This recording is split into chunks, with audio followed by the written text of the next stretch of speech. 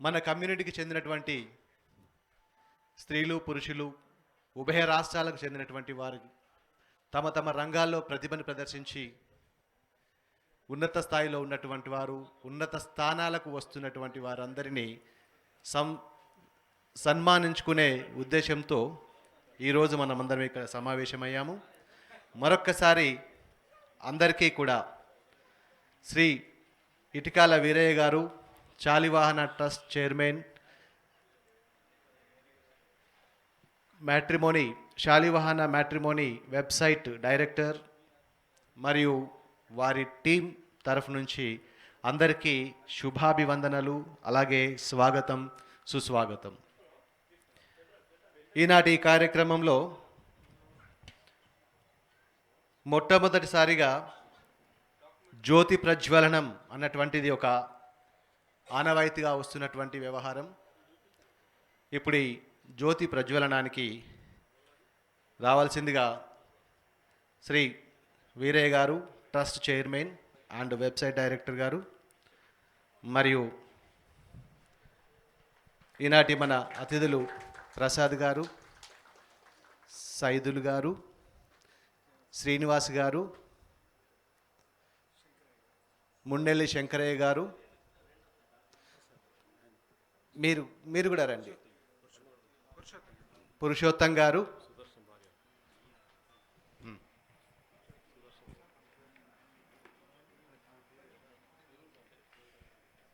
Shrimati Sudarshan garu, Kamala garu, Renuka, please come on to the dais.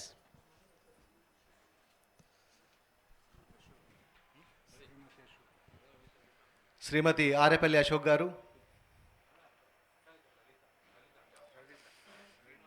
Lalitha Srinivas గారు. జ్యోతి ప్రజ్వలన కార్యక్రమం ఉంటుంది. ఇప్పుడు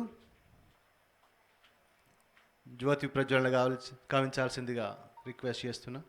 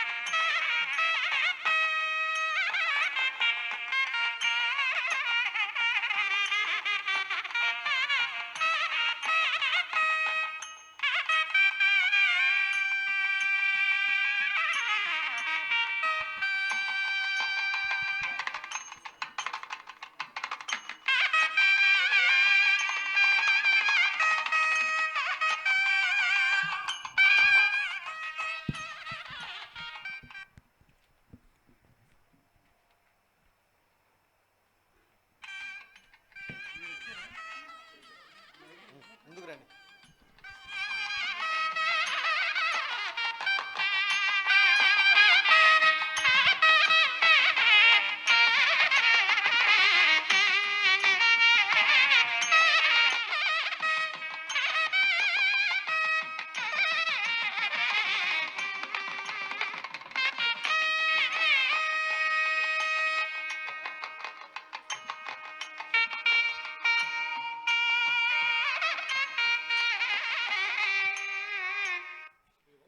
thank you sir, thank you very much.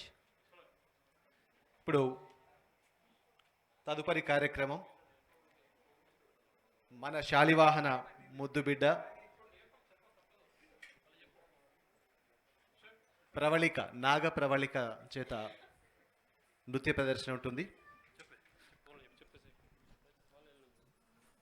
చిన్న అనౌన్స్మెంట్, దయచేసి ముందు రెండు సీట్లను ఖాళీ చేయమని మొదటి నుంచి అడుగుతున్నాను నేను. అదే చేయండి, దయచేసి కాల్ చేయండి, గెస్ట్లకు ఇవ్వండి. అదేవిధంగా ఎవరైతే అవార్డీస్ ఉన్నారో ఆ నెక్స్ట్ అవార్డీస్ అందరూ కూర్చోండి, వాళ్ళ ఫ్యామిలీ మెంబర్స్ ఆ తర్వాత కూర్చోండి. ఈజీగా ఉంటుంది మనకి, ఎందుకంటే ప్రోగ్రామ్ అనేది స్మూత్గా రన్ కావాలి. కాబట్టి ఈ ముందు భాగం సీట్లు అయితే ఖాళీ చేయండి, ఆ తర్వాత చూద్దాం. మనం ముందు సీట్లు ఖాళీ చేయండి. దయచేసి అన్నిదా భావించొద్దు, ఎందుకంటే వాళ్ళు మన గెస్ట్లు. సో వాళ్ళకు కూడా మనం రెస్పెక్ట్ ఇవ్వాలి. ఎందుకంటే ఫస్ట్ టైం మేము పిలిచేవాళ్ళం, కాకపోతే కొన్ని మన ప్రోగ్రామ్స్ ఉన్నాయి కాబట్టి దాని తర్వాత పిలుస్తాం. ప్లీజ్ దయచేసి ఏమనుకోద్దండి, లేవాలి. ఇది మన ప్రోగ్రాము, మన గెస్ట్లను మీరు గౌరవించరా? మనం గౌరవించుకోవాలి. ప్లీజ్ ఈ సైడ్ కూడా ఎటు కానీ సర్లే.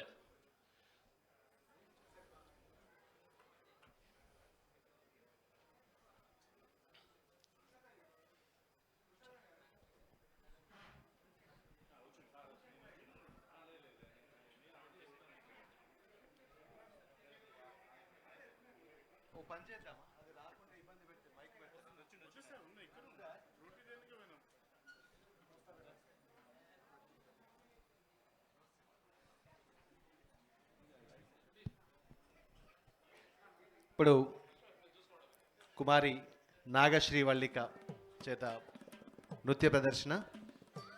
మన అన్ని కార్యక్రమాల్లో కూడా మన చిన్నారి తన ప్రదర్శనిస్తుంటుంది. రైట్, థ్యాంక్ యూ అమ్మా.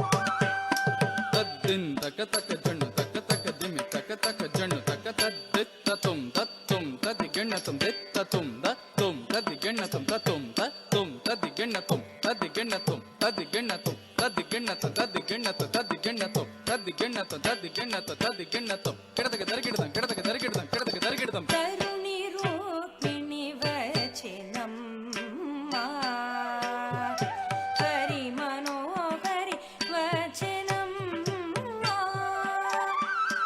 ఓయమ్మా కరుణి రూపిణి వచనమ్మా హరి మనోహరి వచనమ్మా ఓయమ్మా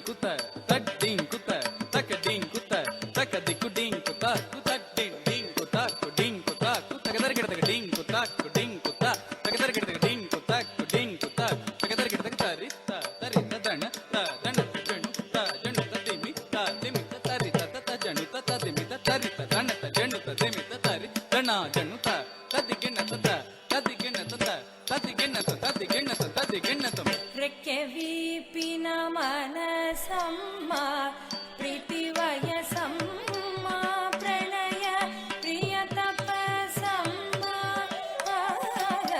రెక్కె వీపిన మనసమ్మ ప్రీతి వయసమ్మ ప్రణయ ప్రియ తపసమ్మ రెక్కె వీపిన మనసమ్మ ప్రీతి వయసమ్మ ప్రణయ ప్రియ తపసమ్మ రెక్కె వీపిన మనసమ్మ ప్రీతి వయసమ్మ ప్రణయ ప్రియ తపసమ్మ రెక్కె వీపిన మనసమ్మ ప్రీతి వయసమ్మ ప్రణయ ప్రియ తపసమ్మ రెక్కె వీపిన మనసమ్మ ప్రీతి వయసమ్మ ప్రణయ ప్రియ తపసమ్మ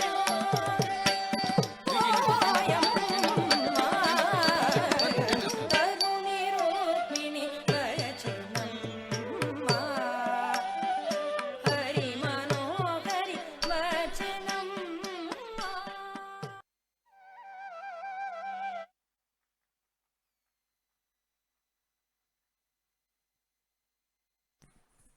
థ్యాంక్ యూ అమ్మా, థ్యాంక్ యూ. మనం పిలవగానే ఎంతో దూరం నుంచి గుంటూరు నుంచి మనం మీద ఉన్నటువంటి అభిమానంతో విచ్చేశారు. వారికి చక్కటి కరత్రాల దురణలతో ఆశీర్వదించాల్సిందిగా మన వాళ్ళని కోరుకుంటున్నాం. థ్యాంక్ యూ అండి, థ్యాంక్ యూ వెరీ మచ్. ఇప్పుడు ఈ సందర్భాన్ని పురించుకొని శ్రీ వీరయ్య గారు, Shalivahana trust chairman, matrimony director గారు ఆహ్వాన పలుకులు పలుకుతారు. దయచేసి వేదిక మీద రండి సార్.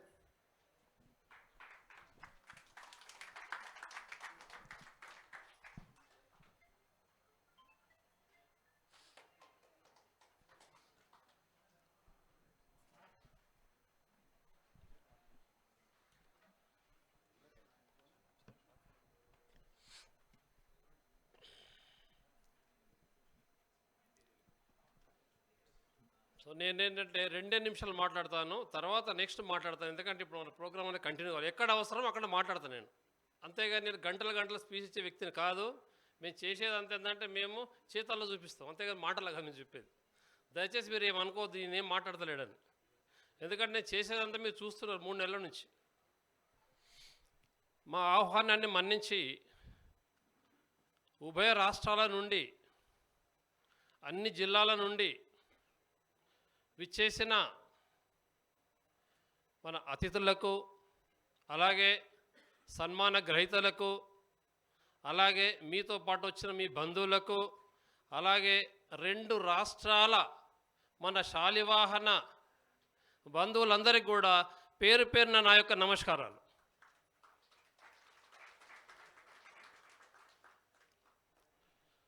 ఇక మీకు చెప్పాలంటే ఇది మేము ఈ ముల్ల జయంతి కార్యక్రమం ఇది చేయబట్టి ఇది 3వ సంవత్సరం. ఇది 2003లో స్టార్ట్ చేశాము, 2003లో చేసాము, 2004 చేసాము, ఇది 2025 ఇది 3వసారి. సో మనం ఏంటంటే మన కమ్యూనిటీలో వివిధ రంగాలలో, సాహిత్య రంగం కావచ్చు, కళారంగం కావచ్చు, రాజకీయ రంగం కావచ్చు, ఉద్యోగ రంగం కావచ్చు, వివిధ రంగాల్లో ప్రతిభ కనబరిచిన వారందరికీ కూడా మేము శాలివాహన విశిష్ట ప్రతిభా పురస్కారాలతోని సన్మానిస్తున్నాం. అసలు ఈ సన్మానం అంటే ఏంటి, దీని వాల్యూ ఏంటి, దీని విలువ ఏంటి? సన్మానం అనేది ఎవరికంటే వాళ్ళు ఏదైనా ఒక ప్రతిభ కనుక మీరు ఎంతో కష్టపడి మీరు ఆ ప్రతిభను సంపాదించారంటే మీ ప్రతిభను మనం అందరం కూడా గౌరవించాలి. ప్రతిభ అంటే అందరికీ రాదు, వస్తుందా? ఒక కవి ఉన్నాడు, ఒకటి కవి అవుతాడు ఆయన? ఎంత కష్టపడాలి. ఒక ఇంటర్నేషనల్ ఒక స్పోర్ట్స్లో అయినా ఒక పథకం తేవాలంటే ఎంత కష్టపడాలి. ఒక సమాజ సేవ అంటే ఆయన ఎంత సేవ చేస్తే కనుక అతని సేవకు ఒక గుర్తింపు వస్తుంది. సో అలా ఏంటంటే మనము కూడా అన్ని కులాల కంటే కూడా మనం ఇప్పుడు అంతకుముందు ఏంటంటే వేరే విధంగా ఉండి ఇప్పుడు అన్ని కులాలు కూడా అన్ని రంగాలు కూడా మనం రాణిస్తున్నాం. సో మనము కూడా అన్ని రంగాల్లో పట్ల ప్రతిభ చాటుతున్నాం అనే విషయం అందరికీ తెలియాలి. ఇంకొకటి ఏంటంటే ఈ programme it is a live programme, ప్రపంచం అంతా చూస్తున్నారు దీన్ని. మనం ఏదో 4 గోడల మధ్య చేసే ప్రోగ్రాం కాదు ఇది, ప్రపంచం అంతా చూస్తున్నారు. అంటే ఈ శాలివాహనలు కూడా ఇన్ని రంగాల్లో పట్ల అన్ని రంగాల్లో పట్ల రాణించరు అనే విషయం దీని ద్వారా మెసేజ్ ఒకటి పాస్ కావాలి అందరికీ. అది మా మెయిన్ ఉద్దేశం. సో ఇక మేము ఈ ప్రోగ్రాం చేయడానికి 3 నెలల ముందు మేము ప్లాన్ చేసాం, మీకు అందరికీ తెలిసే విషయమే. మాది ఎలా ఉంటుందంటే ఏ ప్రోగ్రామ్ అయినా మేము వనకము జనకము ఏదైనా కానీ 3 నెలలు టైం ఉంటుంది. ఆ 3 నెలల లోపల సిస్టమేటిక్గా మేము ప్రోగ్రాం చేస్తాం. మీకు ఇచ్చాము. యాక్చువల్ ఏంటంటే మీ ప్రతిభను గుర్తించి మేమే మీకు ఫోన్ చేసి మిమ్మల్ని మేము ఇన్వైట్ చేయాలి, మేమే మిమ్మల్ని ఇన్వైట్ చేయాలి. ఒక్క నిమిషం, సారీ వచ్చారు సార్.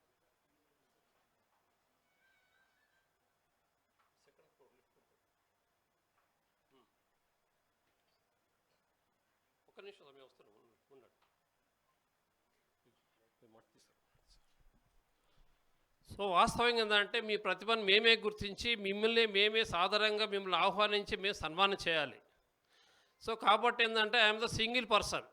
మరి ఎవరు ఎక్కడెక్కడో నాకు తెలియదు కదా. నాకు తెలిసిన వాళ్ళని కొంతమంది పర్సనల్గా నేను ఫోన్ చేసి కూడా నేను వాళ్ళను ఇన్వైట్ చేశాను. సో కాబట్టి గ్రూప్లో పెట్టాము మేము, ఉండి మీ వివరాలు ఉంటే పంపించండి అని చెప్పాము. సో మాకు దాదాపుగా 200 పైచిలుకు నాకు వివరాలు వచ్చాయి, 200 వచ్చాయి. ఆ 200 వివరాల నుండి మేము వాళ్ళకు ఉన్నటువంటి కూడా మా టీం కూర్చొని ఎవరిని ఎలా చేయాలి అనేది అన్నీ ఆలోచించి సో 45 మెంబర్స్ మేము సెలెక్ట్ చేశాము. అది కూడా మీకు ఓపెన్గా అన్ని గ్రూపులో పెట్టేస్తాను నేను, ఎవరు అనేది కూడా. ఎందుకంటే it is open to all, there is no secrecy. లేకుంటే ఏమంటారే వాళ్ళకి తెలిసిన వాళ్ళు ఇచ్చి పంపించారంటారు వాళ్ళు. No, I won't accept that. అందరికి తెలియాలి మనం చేసేది. సో కాబట్టి మన ఇక్కడ సారీ, ఎందుకంటే మీరు కొంతమంది నన్ను ఫోన్ చేశారు, సార్ నాకు పంపించుకోవడం నాకు ఇష్టం లేదు సార్ అన్నారు. మరి ఏం చేయని చెప్పండి, నేను ఏం చేయాలి? నేను తిరగన్నా, మొత్తం ఊరు తిరగన్నా చెప్పండి మరి. సో అందుకని ఇటు విషయంలో మనం క్షమించాలి. ఏదైనా కానీ సోషల్ మీడియా ద్వారా చూసి అందరు పంపించుకున్నారు, మీ అందరికీ కూడా ధన్యవాదాలు. సో ఇక రాని వాళ్ళు మొన్న లిస్టు పెట్టిన తర్వాత నాకు ఫోన్లు వశపడతలేదు సార్. ఒక ఆయన అడిగాడు, సార్ మీరు ఏ బేస్ మీద చేసారు నాకు చెప్పండి అంటాడు. మీరు ఏ బేస్ మీద 40 మిలియన్ సెలెక్ట్ చేసారు, నన్ను ఎందుకు చేయలే? నాకు చాలా మెసేజ్లు వచ్చాయి. ఇక నేనేం చేశాను, మరి నేనేం చేయను. ఇప్పుడు దానికి కమిటీ ఉంటుంది, దానికి కొన్ని నామ్స్ ఉంటాయి. ఇప్పుడు నీకున్నది ఒక ప్రతిభ, వేరే వ్యక్తికి 4 ప్రతిభలు ఉంటాయి. ఆ 4 ఉన్న వాళ్ళు తీసుకుంటారు అక్కడ, సేమ్ ఫీల్డ్ సేమ్ రంగం అని చెప్పిన తర్వాత అట్లనా సార్ అంటాడు. మరి అట్లనే అని చెప్పారు. లేకుంటే నువ్వు అంటే నాకు దుష్మనా, నీ పేరు తెలియని ఊరు తెలియదు. ఇప్పుడు వాళ్ళందరూ నాకు ఎవరు తెలియదు అక్కడ. సో దేనికైనా ఒక నామ్స్ పెట్టి చేస్తున్నామండి మేము అది. So thank you. ఎందుకంటే ఇప్పుడు నెక్స్ట్ మళ్ళీ అవసరమైతే మాట్లాడతాను నేను మనకి, ఎందుకంటే నెక్స్ట్ ప్రోగ్రామ్ ఉంటుంది. తర్వాత ఈరోజు మన ప్రోగ్రామ్ ఏంటి, సో దాని ఉద్దేశం ఏంటి, మెయిన్గా ఒకటే సెంటెన్స్ చెప్పేస్తాను నేను.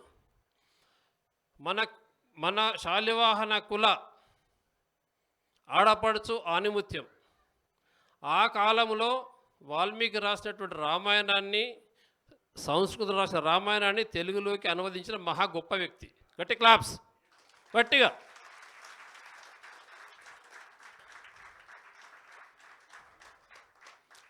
సో వారి జయంతిని అంటే వారి పేరును మనము వారిని కూడా మిగతా వాళ్ళందరూ కూడా ఆదర్శంగా తీసుకోవాలి. ఆ రోజుల్నే అంత నాలెడ్జ్ ఉన్న పర్సన్ కాబట్టి ఇప్పుడు కూడా ఏంటంటే ఆమెను ఆదర్శంగా తీసుకొని మన వాళ్ళు కూడా అన్ని రంగాల లోపల కూడా అభివృద్ధి చెందాలనేదే మా యొక్క ఆకాంక్ష, కోరిక. సో ఒకటి ఇంకేంటంటే మీకు వచ్చిన వాళ్ళకు ఆమె యొక్క జీవిత చరిత్ర గురించి కొంతమందికి తెలియవచ్చు, కొంతమందికి తెలియకపోవచ్చు, అంతే కదండి. సో దాన్ని మీకు అందరికి అర్థం కావడానికి నాకు తోచిన నేను అన్ని బుక్స్ చదివి కొంత సీనియర్స్ ద్వారా కూడా నేను కొంత సేకరించి దాని మీద మీకు ఒక వీడియో తయారు చేశాను. ఒక 6 మినిట్స్ ఉంటుంది. సో అందులో దానికి ఒక ముఖ్య కారకులు ఎవరంటే మన డాక్టర్ మున్నెల్లి శివశంకరయ్య గారు ప్లీజ్.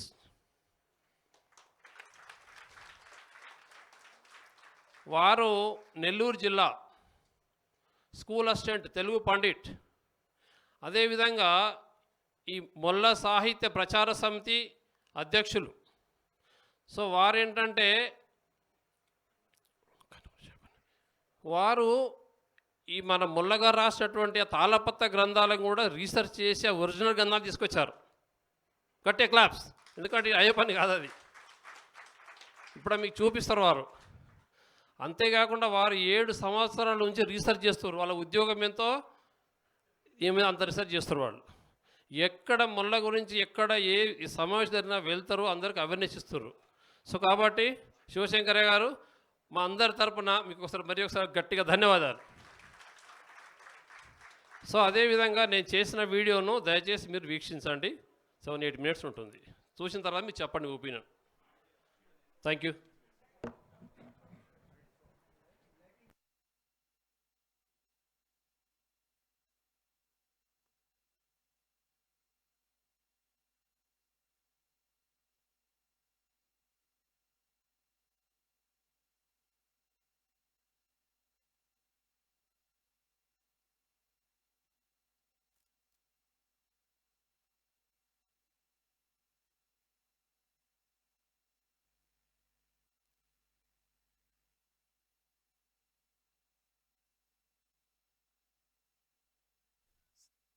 మీద దృష్టి పెట్టి సాధన చేస్తే ధ్యాన్ని కూడా చేయవచ్చు.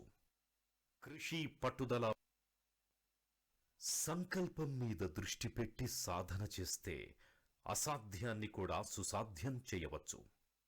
కృషి పట్టుదల ఉంటే సామాన్యులు కూడా మహోన్నతులవుతారు. ఈ మాటలకు నిలువెత్తు నిదర్శనమే కవయిత్రి మొల్లమాంబ. మొల్ల రామాయణం రచించిన తొలి తెలుగు కవయిత్రి. మొల్ల సాంప్రదాయ సాహితీ రంగంలో నారీ శిరోమణి.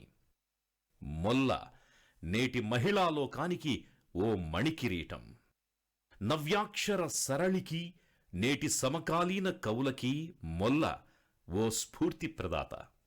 తెలుగు పద్యానికి గద్యానికి మొల్ల ఓ ప్రకాశం, ప్రమోదం, ప్రభంజనం. మొల్లమాంబ గురించి ఎంత చెప్పినా తక్కువే అవుతుంది. అందుకే ఇటికాల వీరయ్య ప్రజాపతి గారు సేకరించిన మొల్లమాంబ జీవిత చరిత్రలోని కొన్ని ముఖ్యాంశాలను మీ ముందుకు తెస్తున్నాం. శివశక్తి సంపన్నుడు, గురులింగ జంగమార్చనాపరుడు అయిన ఆతుకూరి కేశనశెట్టి కుమార్తె మొల్ల. ఈమె కుమ్మరి కులంలో జన్మించింది. మొల్ల 16వ శతాబ్దానికి చెందిన కవయిత్రి. క్రీస్తు శకం 1440 నుంచి 1530 సంవత్సరాల మధ్యకాలంలో జీవించారు.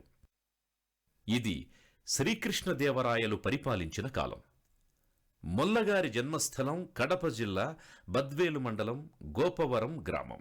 అయితే గోపవరం అనే గ్రామం నెల్లూరు జిల్లాలోనూ ఉండడం వల్ల మొల్ల పుట్టిన గ్రామం గురించి కొంత సందిగ్ధత నెలకొని ఉంది. అలాగే మొల్ల ఇంటి పేరు కొందరు ఆతుకూరు అని, మరికొందరు ఆత్మకూరు అని భావిస్తుంటారు. అయితే మొల్లమాంబ తను రచించిన రామాయణంలోని పీఠిక భాగంలో గురు లింగమార్చనపరుడు అనే 12వ పద్యంలో తన ఇంటి పేరు ఆత్మకూరి అని పేర్కొనడం జరిగింది.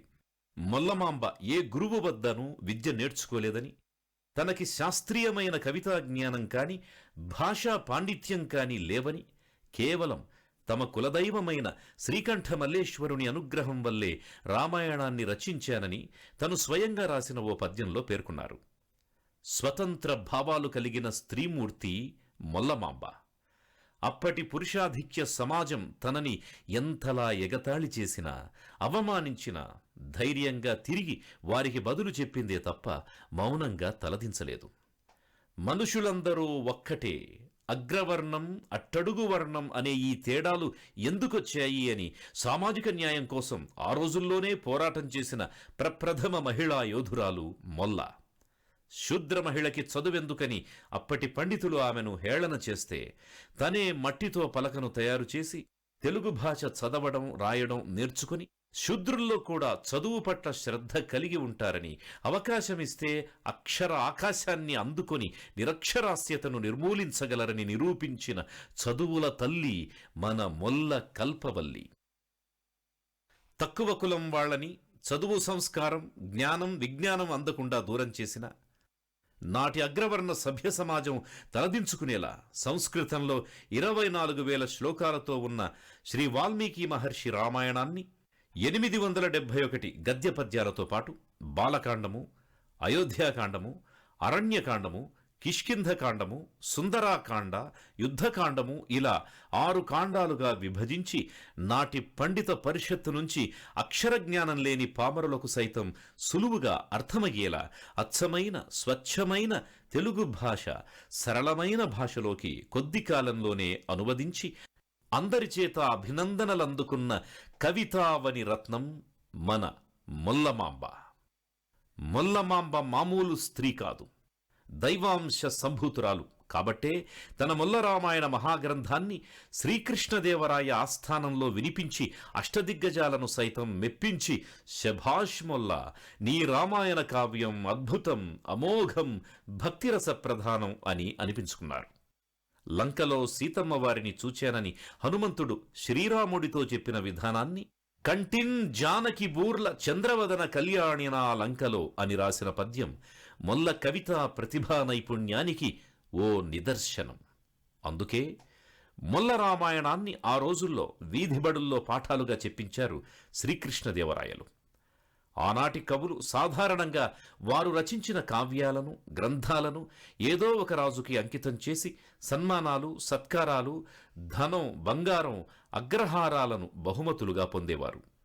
అలాంటి అవకాశాలు ఎందరో రాజుల నుంచి మొల్లమాంబకు ఆహ్వానాలందినా వాటిని తిరస్కరించి తను నమ్మిన శ్రీరాముణ్ణి డబ్బుకు అమ్మనని రామపాదాలకే తన మొల్ల మహారామాయణ పుణ్యగ్రంథాన్ని అంకితం చేసిన ధన్యజీవి. మొల్ల అంటే మల్లెపువ్వు అని అర్థం. మల్లెపువ్వు తన సువాసనని ఒక్కరోజులోనే కోల్పోతుంది. కాని మన మొల్లమాంబ రచించిన రామాయణ పద్య పరిమళం శతాబ్దాలు గడిచిన నాటికి నేటికి ఏనాటికి ఇంకా నిత్యనూతనంగా గుబాళిస్తూనే ఉంటుంది. మొల్ల చరిత్రలో పిలిచే ఓ పేరుతో మిగిలిపోకూడదు. ప్రాథమిక దశ నుంచి పీజీ వరకు ప్రతి ఒక్క విద్యార్థి తెలుసుకొని నేర్చుకోవాల్సిన పాఠ్యాంశం కావాలి. మొల్లమాంబ జీవితం నేటి యువతకు ఆదర్శమవ్వాలి. తన రామాయణ మహాకావ్యం యొక్క విశిష్టత, అందులోని పద్యగద్యాల ప్రాముఖ్యత, మొల్లమాంబ జీవిత విశేషాలను ప్రాచుర్యంలోకి తేవాలి. మన 2 తెలుగు రాష్ట్రాల్లో మండల, జిల్లా స్థాయిల్లో మొల్లమాంబ విగ్రహ ప్రతిష్టలు జరగాలి. మొల్లమాంబ వాదం మన కుమ్మరకుల నినాదం కావాలి. మన కుమ్మరకులం వారు నిర్మించే కమ్యూనిటీ హాల్స్కి, కళ్యాణ మంటపాలకి మొల్లమాంబ పేరు పెట్టాలి. ఇదే మా ఆశ, ఆకాంక్ష. జై కుమ్మర, జై జై శాలివాహన, జై మొల్లమాంబ. కవిరత్న మొల్లమాంబను గుర్తించి గౌరవించిన ఘట్టాలు కొన్ని చూద్దాం. 1970లో ప్రముఖ సినీ హాస్య నటులు పద్మనాభం గారు కథానాయిక మొల్ల పేరుతో తెలుగు సినిమాను నిర్మించారు. అందులో మొల్ల ప్రధాన పాత్రను ప్రముఖ సినీ నటి వాణిశ్రీ గారు పోషించి ప్రేక్షకుల్ని మెప్పించారు. తేదీ 24/4/2017 సంవత్సరంలో భారత ప్రభుత్వం మొల్లమాంబ పేరు మీద తపాలా బిళ్లను విడుదల చేసింది. అప్పటి ఆంధ్రప్రదేశ్ ముఖ్యమంత్రి శ్రీ నందమూరి తారక రామారావు గారు హైదరాబాద్ మరియు సికింద్రాబాద్ మధ్యలో ఉన్న ట్యాంక్ బండ్ మీద పలువురి ప్రముఖులతో పాటుగా మొల్లమాంబ విగ్రహాన్ని కూడా ప్రతిష్ఠించడం జరిగింది. జై మొల్లమాంబ, జై జై కుమ్మర, జయహో శాలివాహన.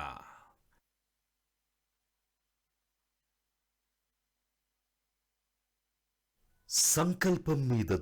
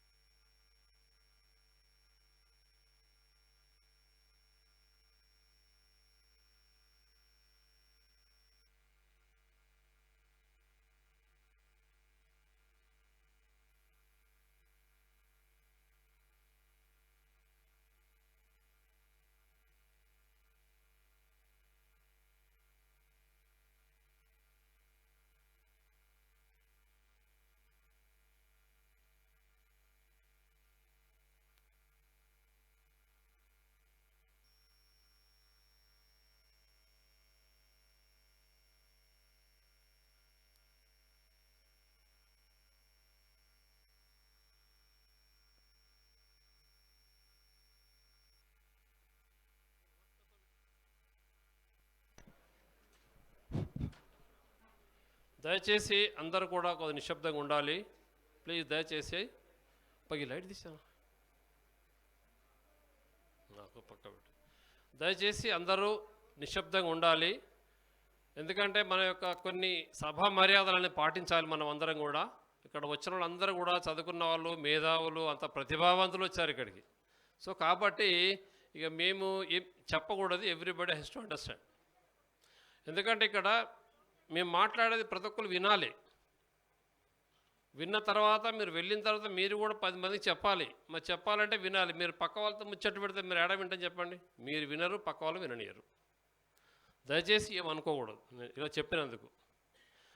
పిన్ డ్రాప్ ఇట్లా గుండు పిన్ సూది కింద పడితే వినబడాలి సౌండ్. ఓపికతో కూర్చోండి. ఎక్కడి నుంచి వచ్చారు కొంతమంది నన్ను నైటే వచ్చి లాడ్జ్లో ఉన్నారు చూసారా. Thank you. సో నేను ఈ వీడియోను దాదాపు నాకు 2 నెలలు పట్టింది. ఇది I'm not a writer, I'm not a producer, నేను టీవీ సీరియల్ తీయను.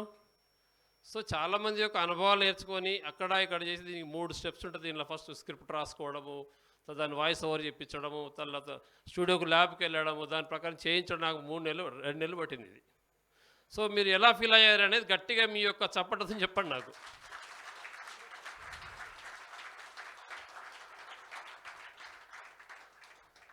Thank you. సో నెక్స్ట్ కార్యక్రమం రండి పిక్సరా. మీ గురించి పరిచయం చేయాలి రా. ఏం టికెట్ ఎట్లా ఇక్కడ రా. ఇతను లక్ష్మణరాజు రండి. మధ్యలో ఉండాలి. ఇతను తెలియాలి కదా మీరు ఎవరనేది. హలో, ఈరోజు మీటింగ్ అన్నది ఇది 24 క్యారెట్ గోల్డ్. అర్థమైందా మీకు? ఏమర్థం నాకు అర్థం కాలేదు. మరి 24 క్యారెట్ గోల్డ్ అంటే ఏంటి? ప్యూర్ శాలివాహన్లు, ఇంక్లూడింగ్ డాన్స్ చేసిన అమ్మాయి ప్రవళిక. ఆమె గుంటూరు. ఆమెను ప్రత్యేకంగా ఇక్కడికి నేను రప్పించాను వాళ్ళ ఫాదర్తో. ఆమెకు ఎగ్జామ్స్ ఉన్నాయంట, ఇప్పుడు వెళ్ళిపోతే ఇమ్మీడియట్లీ. సో చెప్తున్నాను కాబట్టి ఈ ప్రోగ్రామ్ చేయడానికి నాకు ఒక లెఫ్ట్ ఒక రైట్, నేను ఒక్కని చేయటం ఈ ప్రోగ్రామ్. ఇది రైట్, ఇది లెఫ్ట్. రివర్సా అంటే నేను చెప్పి కరెక్టే, ఓకేనా? సో దీంతో పాటు మా టీం 36 మంది ఉన్నాం, 36 మెంబర్స్. ఇది it is not my personal work. This entire credit goes to my team. వాళ్ళు లేకుండా నేను చేయలేను.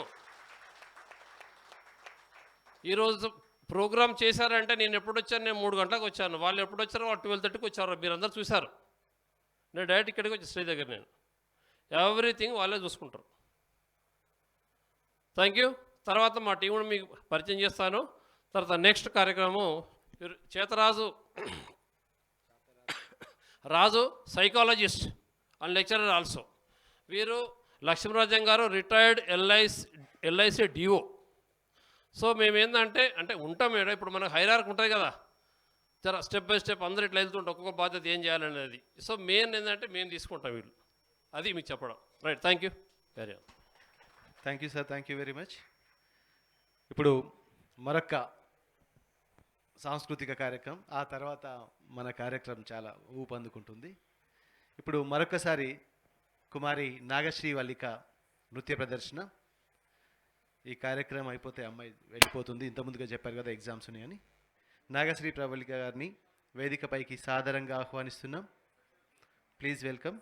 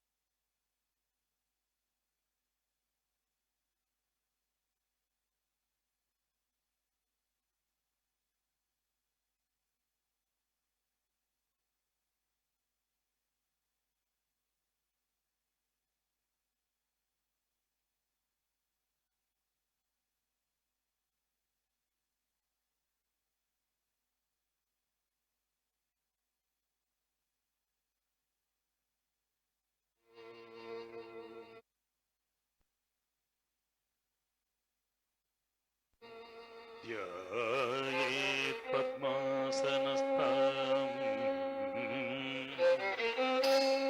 विकसितवदना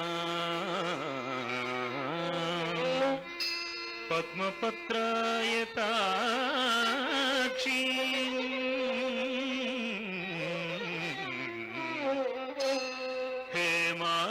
हेमाभां पीतवस्त्रां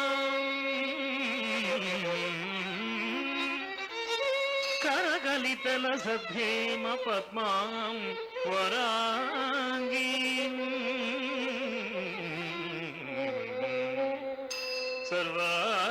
सर्वालङ्कारयुक्ता सततमभयदा भक्तनम्रां भवामि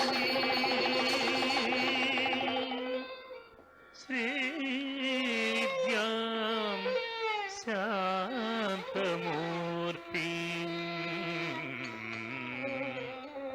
सकलसुरनुतां सर्वसम्पत्प्रदात्री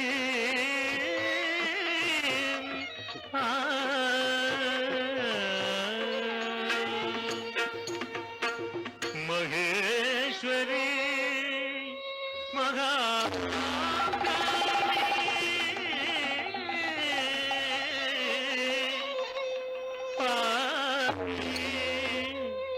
सृष्टिलयङ्करी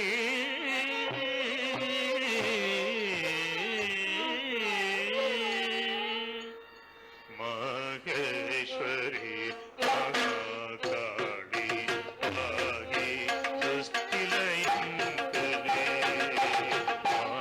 महेश्वरी महाकाली आदि सृष्टिलयङ्करी आदिशक्ति कालरात्रि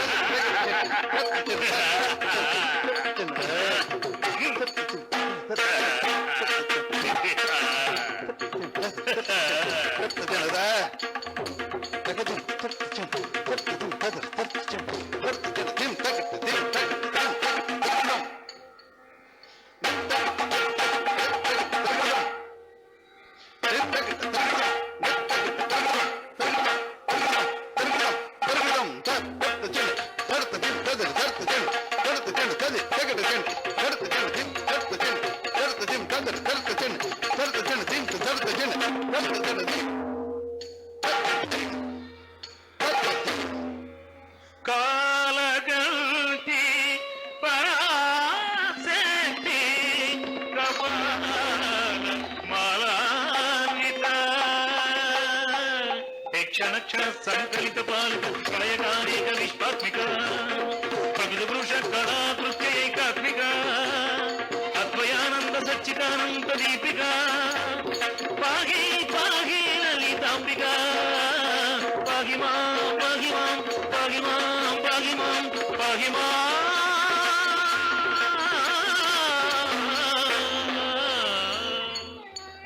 పైగిరి నందిని నందిత మోదిని విశ్వ వినోదిని నందినుతే గిరివర వింధ్య శిరోధిని వాసిని విష్ణు విలాసిని విష్ణునుతే పైగిరి నందిని నందిత మోదిని విశ్వ వినోదిని నందినుతే గిరివర వింధ్య శిరోధిని వాసిని విష్ణు విలాసిని విష్ణునుతే భగవతి సతి కంఠ కుటుంబిని భూరి కుటుంబిని భూరి కృతే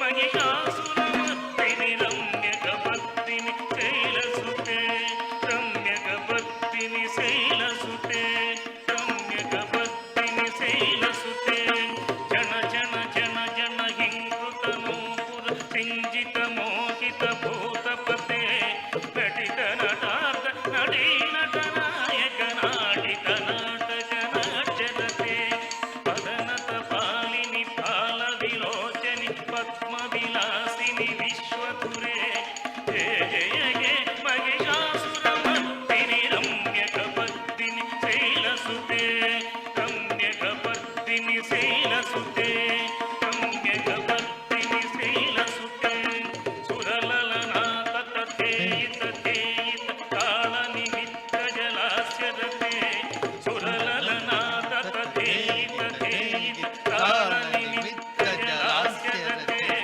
కుకుభావతి వరదాంగ కాల కుతూహలనాదతే ధిమి ధిమి ధిమి ధిమి ధిమి తత్ఫలి ధీర వరంగనాదతే జయ జయ జయ మహిషాసురమర్దిని రమ్యకపర్దిని శైలసుతే రమ్యకపర్దిని శైలసుతే రమ్యకపర్దిని శైలసుతే కలమురనీరవ వాజిత పూజిత కోకిల మంజుల మంజులతే విడిత విడింద మనోజల గుండిత రంజిత శైల నికుంజగతే మృగగణ భూత మగాస్య భరీగణ లింకన సందుత కేలిభృతే జయ జయ జయ మహిషాసురమర్దిని రమ్యకపర్దిని శైలసుతే రమ్యకపర్దిని శైలసుతే రమ్యకపర్దిని శైలసుతే जय जय हे महिषासुरमर्दिनि रम्यकपर्दिनि शैलसुते जय जय हे महिषासुरमर्दिनि रम्यकपर्दिनि शैलसुते जय जय हे महिषासुरमर्दिनि रम्यकपर्दिनि शैलसुते जय जय हे महिषासुरमर्दिनि रम्यकपर्दिनि शैलसुते जय जय हे महिषासुरमर्दिनि रम्यकपर्दिनि शैलसुते जय जय हे महिषासुरमर्दिनि रम्यकपर्दिनि शैलसुते जय जय हे महिषासुरमर्दिनि रम्यकपर्दिनि शैलसुते जय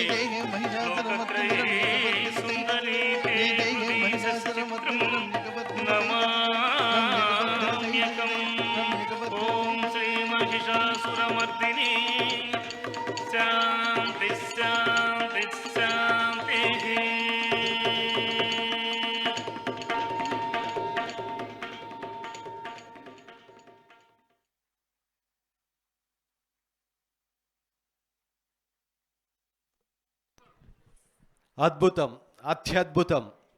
మీ యొక్క ముఖ భంగిమలు కానీ, emotional expressions, everything, we are very proud of you బేటా. చాలా చక్కటి అభినయం, అందరి హృదయాల్ని కొల్లగొట్టావు, రోమాలు నిక్కబొడుచుకునేటువంటి ప్రదర్శన ఇచ్చేసి అందరిని అరలించావమ్మా. God bless you.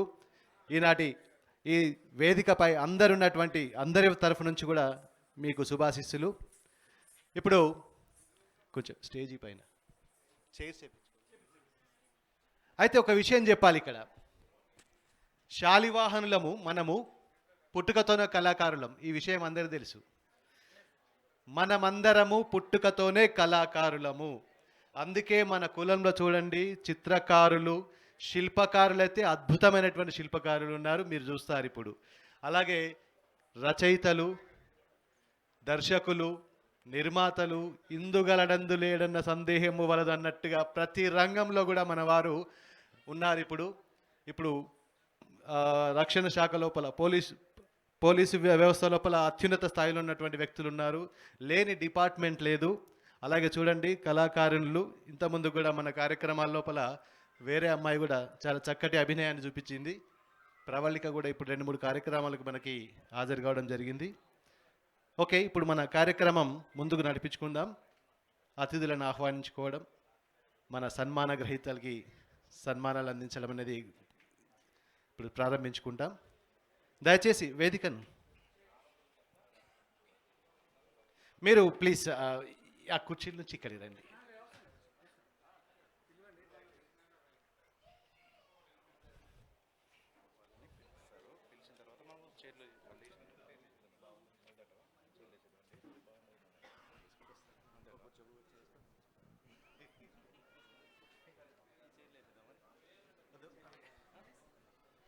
మన ఈనాటి కార్యక్రమానికి ముఖ్య అతిథిగా విచ్చేస్తున్నటువంటి డాక్టర్ జె పూర్ణచంద్రరావు గారు కాసేపట్లో వచ్చి మనతో పాటు జాయిన్ అవుతారు. అందరికీ తెలిసినటువంటి వ్యక్తి డాక్టర్ జె పూర్ణచంద్రరావు గారు ఐపీఎస్ రిటైర్డ్ డీజీపీగా పనిచేస్తారు తెలంగాణ రాష్ట్రానికి.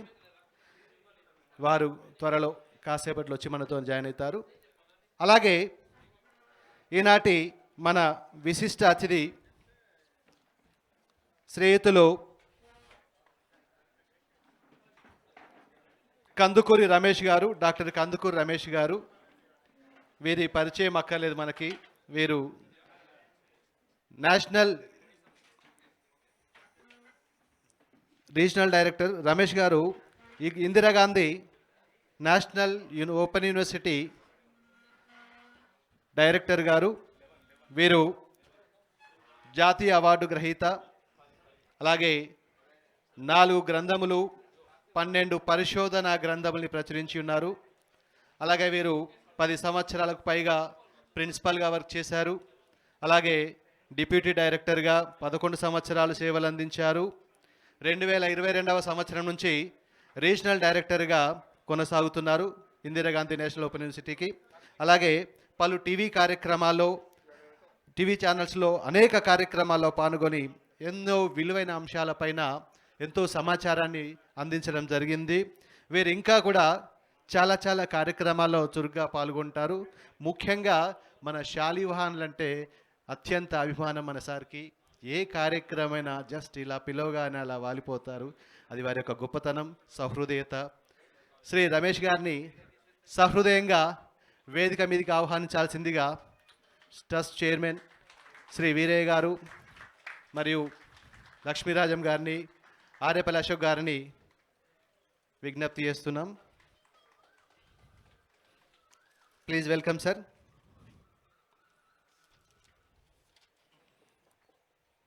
అలాగే ఈనాటి మన మరొక ముఖ్య అతిథి డిఎన్వి ప్రసాద్ గారు, స్థపతి.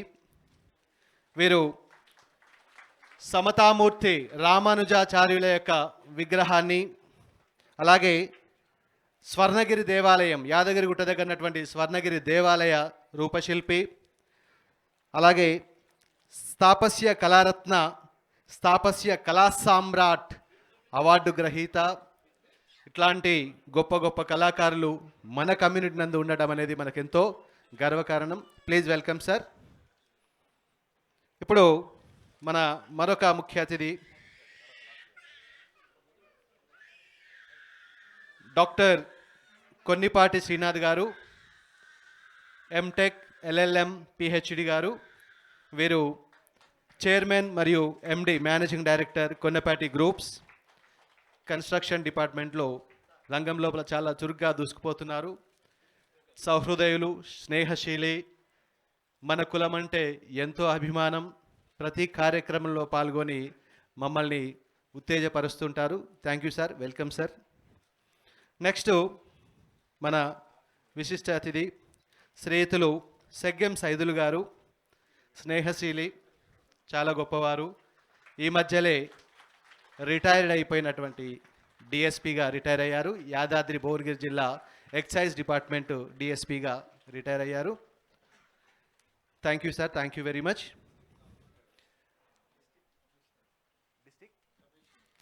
ఓకే, డిస్ట్రిక్ట్ కమిషనర్గా రిటైర్ అయ్యారు, క్షమించాలి.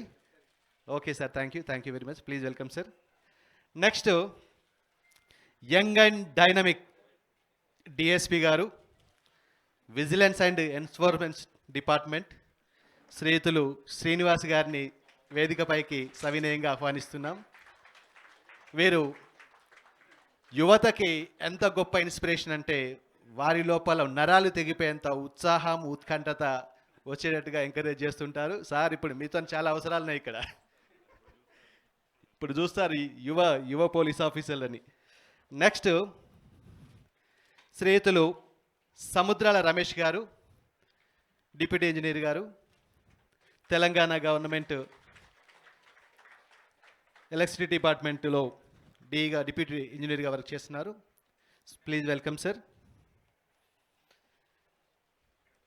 ఇప్పుడు చెప్పబోయే వ్యక్తి చాలా విశిష్ట వ్యక్తి. వారికి పరిచయం అవసరం లేనటువంటి వ్యక్తి. వారే డాక్టర్ మున్నెల్లి శివశంకరయ్య గారు.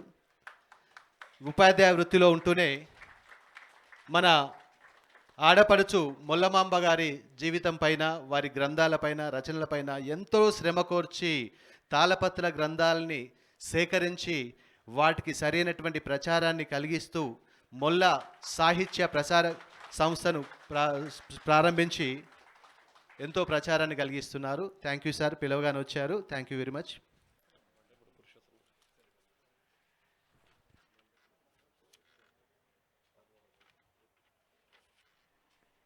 శ్రేయుతులు మొండెపు పురుషోత్తం గారు, శాలివాహన ట్రస్ట్, శాలివాహన ఫెడరేషన్ ఆంధ్రప్రదేశ్ మాజీ chairman garu. Please welcome sir.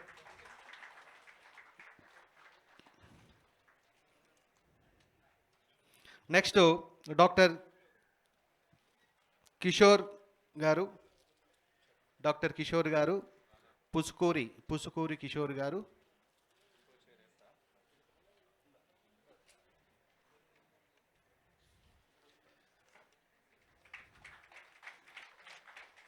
పుసుకూరి Kishore గారు ఆర్టిఫిషియల్ ఇంటెలిజెన్స్లో 20 సంవత్సరాల అనుభవం ఉన్నటువంటి వారు. వీరు యునైటెడ్ స్టేట్స్ యుఎస్లో యాపిల్ కంపెనీ ఐఫోన్ ఒక ఆర్టిఫిషియల్ ఇంటెలిజెన్స్లో చాలా కృషి చేస్తున్నారు. అనేక పరిశోధనలకు పేటెంట్లు కలిగి ఉన్నారు. వీరు కాలిఫోర్నియా యూనివర్సిటీ ఆర్టిఫిషియల్ ఇంటెలిజెన్స్ డెవలప్మెంట్లో చాలా కృషి చేస్తున్నారు. కంప్యూటర్ సైన్స్ జర్నల్స్కి ఎడిటర్గాను, సమీక్షకుడిగాను అనేక జర్నల్స్ని ప్రచురించడం జరిగింది. అలాగే ప్రస్తుతం వాల్మార్ట్ ఇండియాలో ఇంజనీరింగ్ ఫెలోగా ఆర్టిఫిషియల్ ఇంటెలిజెన్స్ రీసెర్చ్ టీమ్కి నాయకత్వాన్ని వహిస్తున్నారు.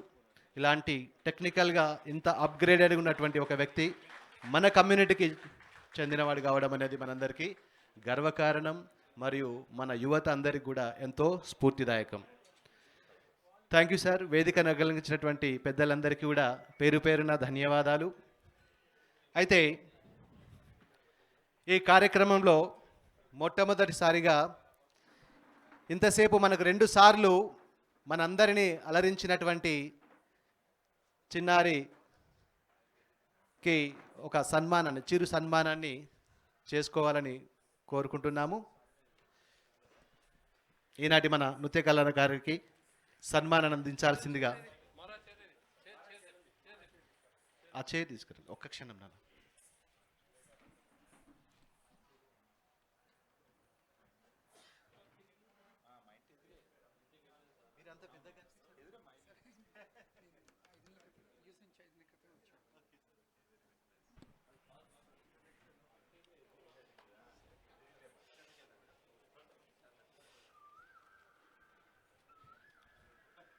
మన నాట్య మయూరి,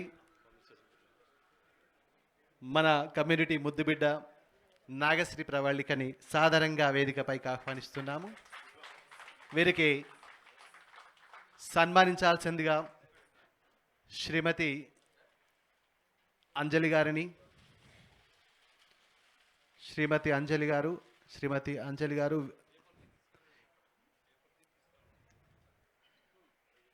ప్రసాద్ గారు, శివశంకరయ్య గారు రండి. అమ్మాయి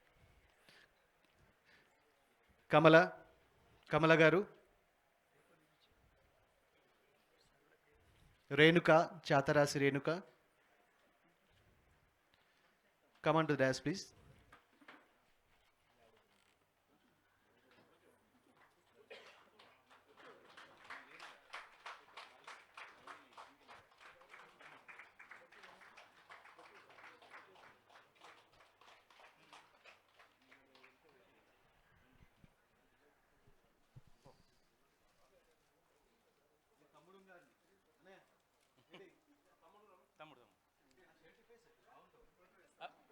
అతనికి ఇచ్చేసిన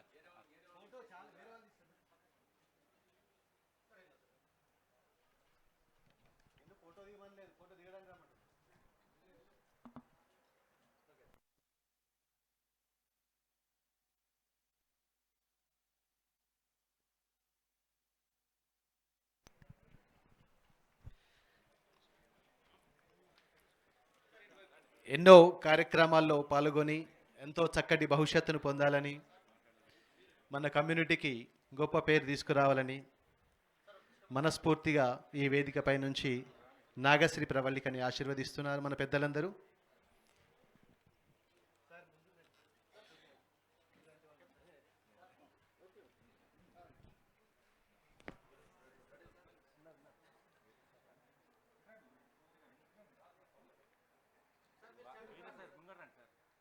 ముందుకు రండి, ఇక లాస్ట్లో వస్తుంది.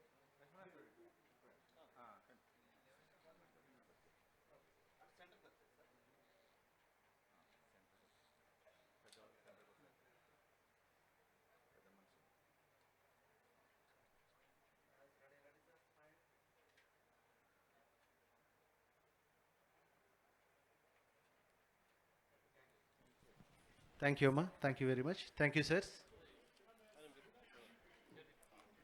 ఒక్కసారి ఈ chair తీసేసేసండి.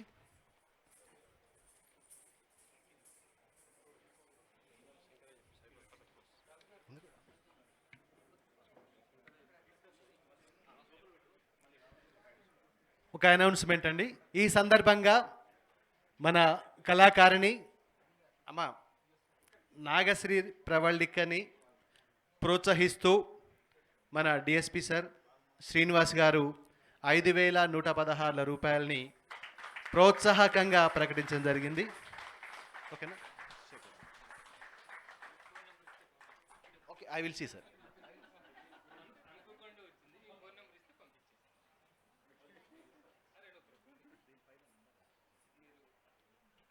Thank you sir, thank you very much. చూసారా, సార్కి కళాకారులన్నా బాగా చదివే విద్యార్థులన్నా వారిని ఎంతో చక్కగా ప్రోత్సహిస్తుంటారు. అది వారి యొక్క గొప్ప మనసు. Thank you sir, thank you very much. ఇప్పుడు ఏ కార్యక్రమం మనం ఇలా జరుపుకుంటున్నామంటే మన ముద్దుబిడ్డ ముల్లమాంబ వారి వల్లనే. వారిపైన ఎంతో రీసెర్చ్ చేసి వారి తాళపత్ర గ్రంథాలన్నీ సేకరించి మనకెంతో సమాచారాన్ని, మనకే కాదండి సమాజానికి అందిస్తున్నటువంటి శ్రీయుతులు డాక్టర్ ముల్లెల్లి శివశంకరయ్య గారిని వారి అమూల్యమైనటువంటి 4 పలుకులను అందించాల్సిందిగా రిక్వెస్ట్ చేస్తున్నాం. Please welcome sir.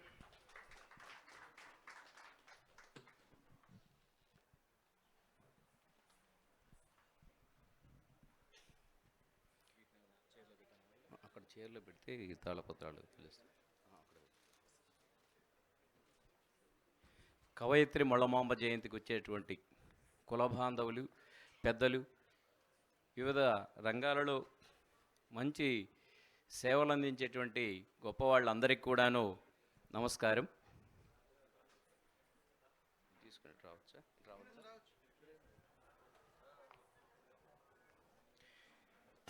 మీరు ఒక 10 నిమిషాలు నాకు సహకరిస్తే మొళ్ళమాంబ గారికి సంబంధించినటువంటి అన్ని విషయాలని మీకు చెప్పేటువంటి ప్రయత్నం నేను చేస్తాను. నా పేరు శివశంకర్. నేను నెల్లూరు జిల్లా ఉదయగిరి దగ్గర టీచర్గా పనిచేస్తున్నాను. మాకు దగ్గరగా కడప జిల్లా ఒక 10 కిలోమీటర్ల దూరంలో ఉంటుంది. నేను మొట్టమొదటిసారిగా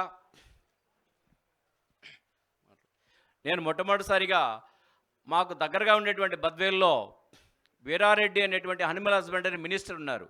వాళ్ళ బీఈడి కాలేజీలో సైకాలజీ లెక్చరర్గా నేను చేస్తున్నప్పుడు డైలీ పేపర్లో కవయిత్రి మొళ్ళ కుమ్మరి కుళము అని ఒకరోజు వస్తుంది. ఒక వారం తర్వాత వీళ్ళ నాన్న కేసన్న శెట్టి కాబట్టి ఇల్లు శెట్టిగారు కోల అయి ఉంటుంచు అని ఒకసారి వస్తుంది. తర్వాత మంగళవాళ్ళు కూడా శెట్టి అంటారు కాబట్టి శెట్టి మంగళ శెట్టి కూతురు అయి ఉండొచ్చు అని తదేకంగా వారం పేపర్లో వస్తూ ఉండేది. అక్కడే నేను పనిచేస్తున్నటువంటి మా ప్రిన్సిపాల్ గారు ఏమన్నారంటే గజ్జల వేమనారాయణ రెడ్డి గారు, గజ్జల మల్లారెడ్డి గారి యొక్క సాహిత్య విమర్శకుల యొక్క అన్నకుమారుడైన ఆయన నన్ను పిలిచి, శివశంకర్, మీ కులంలో అనేక రకాల రంగాలలో గొప్పవాళ్ళు ఉన్నారు, సాహిత్య రంగంలో కనిపించినటువంటి వాళ్ళు లేరు, ఇది చూడు పేపర్లో డైలీలా వస్తుంది, ఈ సందిగ్ధాన్ని నీవు తొలగించవయ్యా అని చెప్పేసి ఆయన ప్రోత్సహించాడు.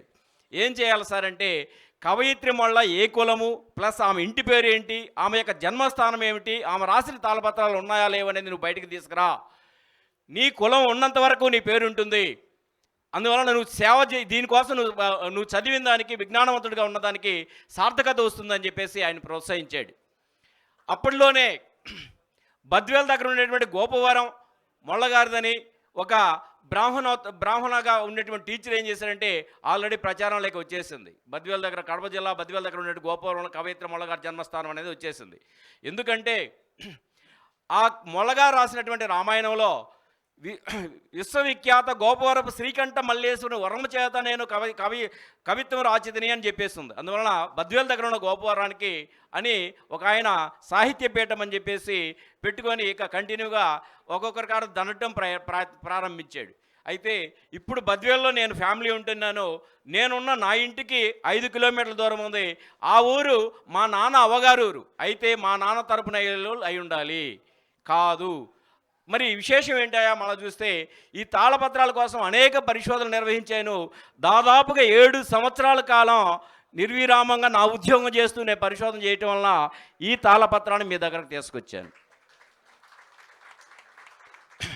తర్వాత మరలా అనేకం ప్రయోగాలు చేసేసి మొళ్ళగారు రాసినటువంటి ఆ ఘంటం అంటారు, ఇది ఘంటం, మొళ్ళగారు రచించినటువంటి ఘంటం, ఇది ఓన్. ఇది సాధించటానికి నేను అనేక ప్రయత్నాలు చేశాను, అనేక రకాలైనటువంటి కష్టాలను అనుభవించాను. అయితే మొళ్ళగారు రాసినటువంటి రామాయణంలో ఉండేటువంటి గొప్పతనం ఏమిటి అనేటువంటి విషయంగా చూస్తే, అనేక మంది మొళ్ళ రామాయణం రాశారు. కానీ మొళ్ళగారు రాసినటువంటి రామాయణం అంతా కూడా వాల్మీకి రామాయణం అయితే 24,000 శ్లోకాలు అంటారు. అందులో ఉత్తరాఖండ అనే లాస్ట్ భాగం కలిపేసి ఒక 3,000 పద్యాలు కలిపి మొత్తం 27,000 శ్లోకాలు అని చెప్పడం జరుగుతూ ఉంటుంది. అయితే మొళ్ళగారు రాసినటువంటి రామాయణంలో మీకు 873 పద్యాలు అని చెప్పేసి చెప్పి ఉంటారు. కాదు, 879 పద్యాలు, 209 వచనాలు. ఇది గుర్తుపెట్టుకోండి సార్, 279 పద్యాలు, 879 పద్యాలు, 209 వచనాలతో ఉంటుంది. అయితే కొంతమంది ఆత్మకూరి మొళ్ళగారిని ఆతుకూరి మొళ్ళ అన్నారు. అసలు తాళపత్రంలో ఆతుకూరి అనేది ఉందా లేదా, ఇందాక మీకు ప్రొజెక్ట్ చేసిన దాంట్లో ఉంటుంది. రామాయణం మొత్తం వచ్చేసి దాదాపుగా 7 భాగాలుగా రాయడం జరుగుతుంది.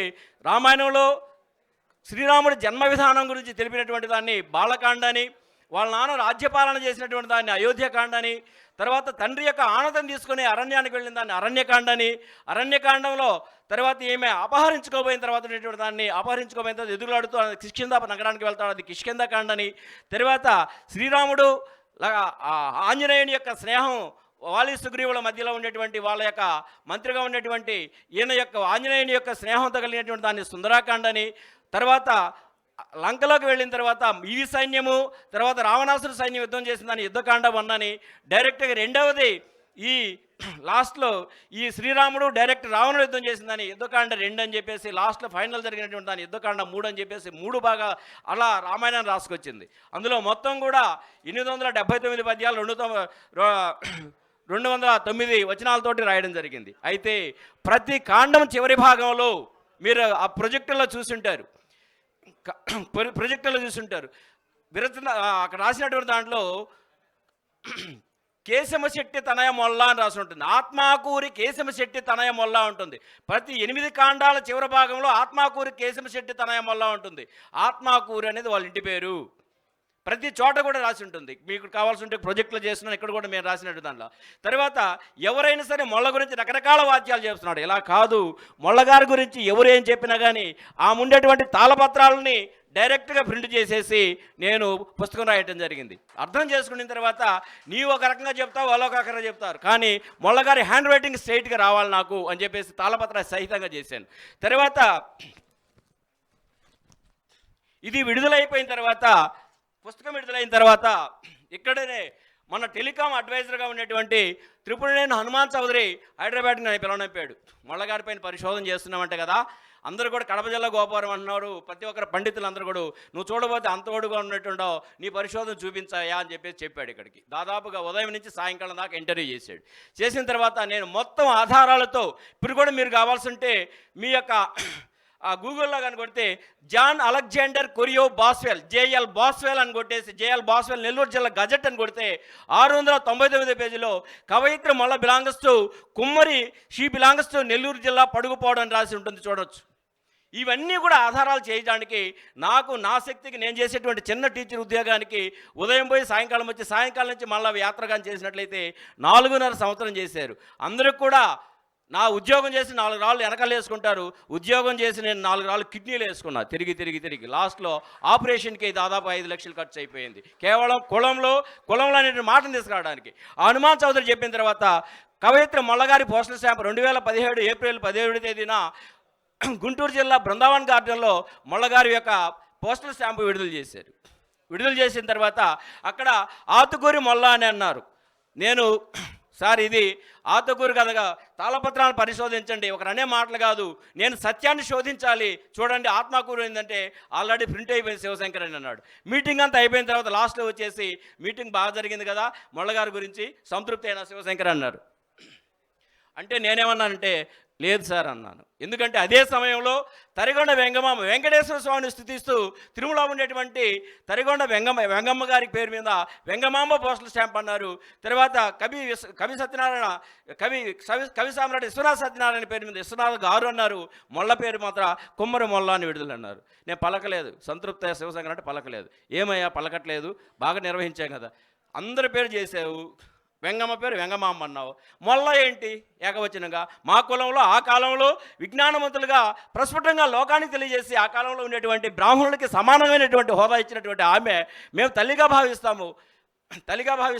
అందువల్ల మొల్లమాంబ అని పెడితే నాకు సంతోషం సార్ అన్నాడు. అట్టయితే రిప్రజెంటేటివ్ రాసి అన్నాడు. ఆ రిప్రజెంటేటివ్ రాసేయటం వల్ల ఇప్పుడు మొల్లమాంబ అని రావడానికి కారణం నేనైతే ఒప్పుకోను అని చెప్పడం జరిగింది.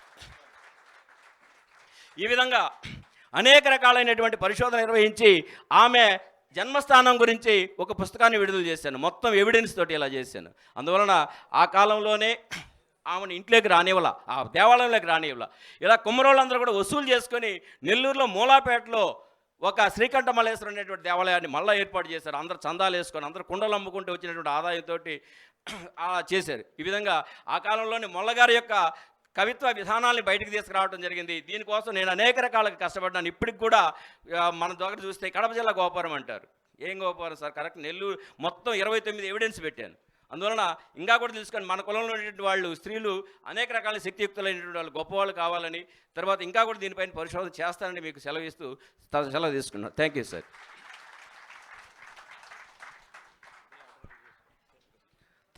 Thank you very much. ఎందుకంటే ఈరోజు పురస్కారాన్ని పొందుతున్నటువంటి నేటి యువత మాకు ఎందుకు ఇచ్చారు పురస్కారం అంటే మొల్లమాంబ జన్మదినం సందర్భంగా ఇచ్చారు. ఎవరా మొల్లమాంబ అంటే వాళ్ళు చెప్పగలగాలి. Thank you sir, thank you very much. చక్కటి సమాచారాన్ని ఇచ్చారు. మీరు ఇంకా మీ పరిశోధనను కొనసాగించాలని కోరుకుంటాం. తర్వాత మన విశిష్ట అతిథి శ్రీ ప్రసాద్ గారు. రండి సార్, 2 మాటలు.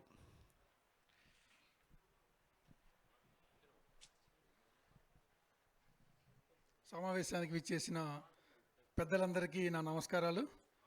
ఇంత గొప్ప సమావేశాలని తరచుగా నిర్వహిస్తున్న మన నిర్వాహకులకి ఇటికాల వీరయ్య గారికి నా నమస్కారాలు, అట్లాగే వాళ్ళ టీం అందరికీ నా కృతజ్ఞతలు. యాక్చువల్గా ఇది మనకి పోలీస్ శాఖ నుంచి కూడా ఉన్నారు కాబట్టి నేను విన్న ఒక మాట చెప్తాను.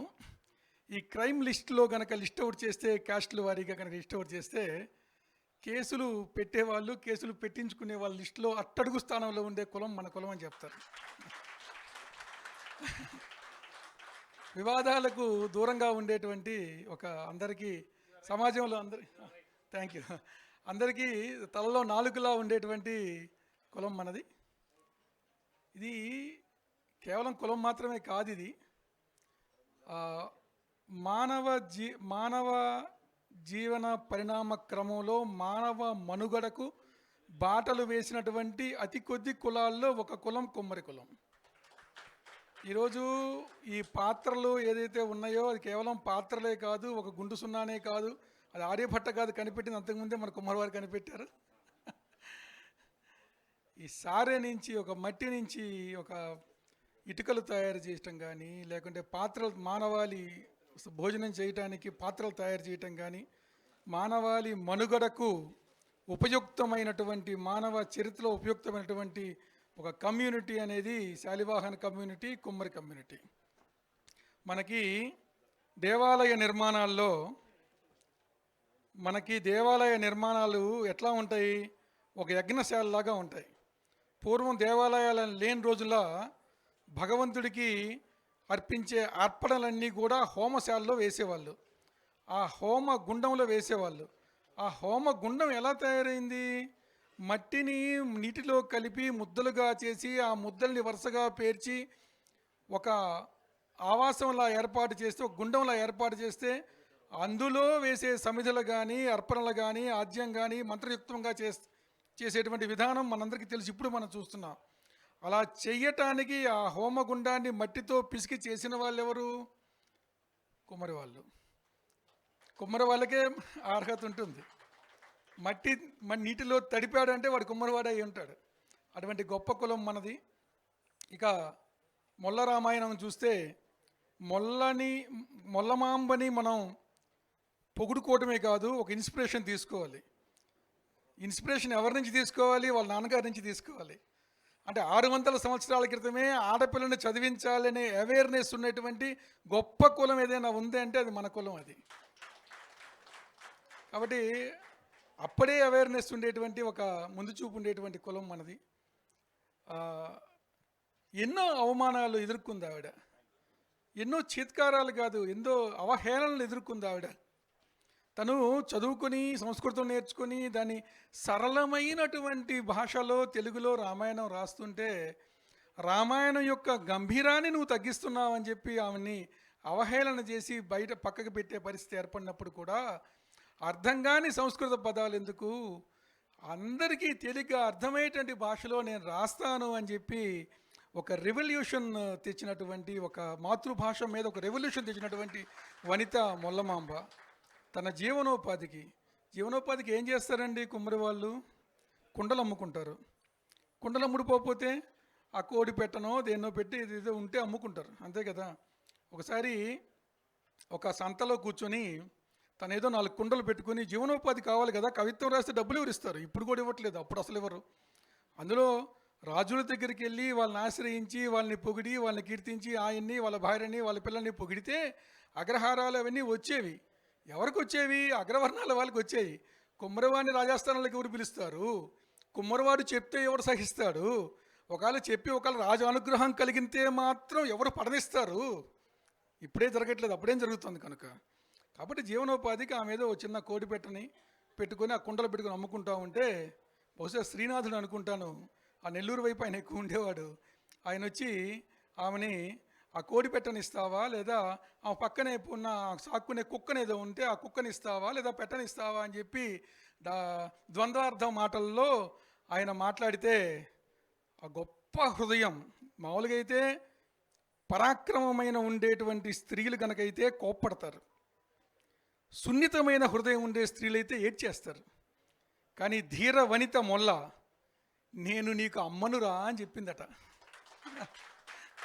అందుకే నెల్లూరు స్త్రీలని నెరజానలు అంటారు కదా, ఆ నెరజానలు అనే పేరు రావటంలో మొల్ల కూడా ఒక కారణం.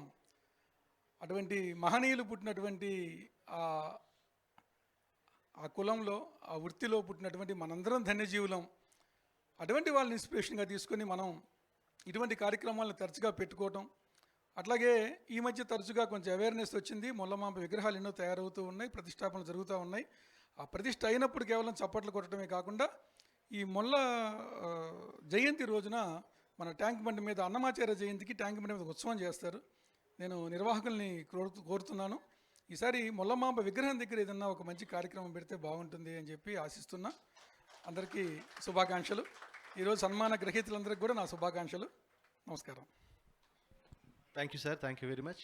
మన ఈనాటి ముఖ్య అతిథి శ్రీయుతులు జె పూర్ణచంద్రరావు గారిని సాధారణంగా వేదికపైకి ఆహ్వానిస్తున్నాం. Please welcome sir.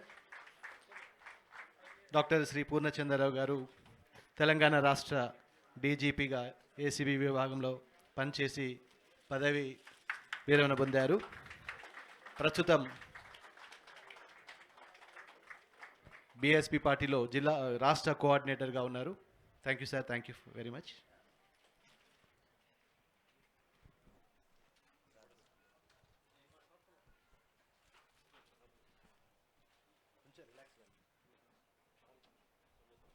ఇప్పుడు మన విశిష్ట అతిథి శ్రీయుతులు డాక్టర్ కె రమేష్ గారు వారి యొక్క సందేశాన్ని ఇవ్వాల్సింది కోరుతున్నాం.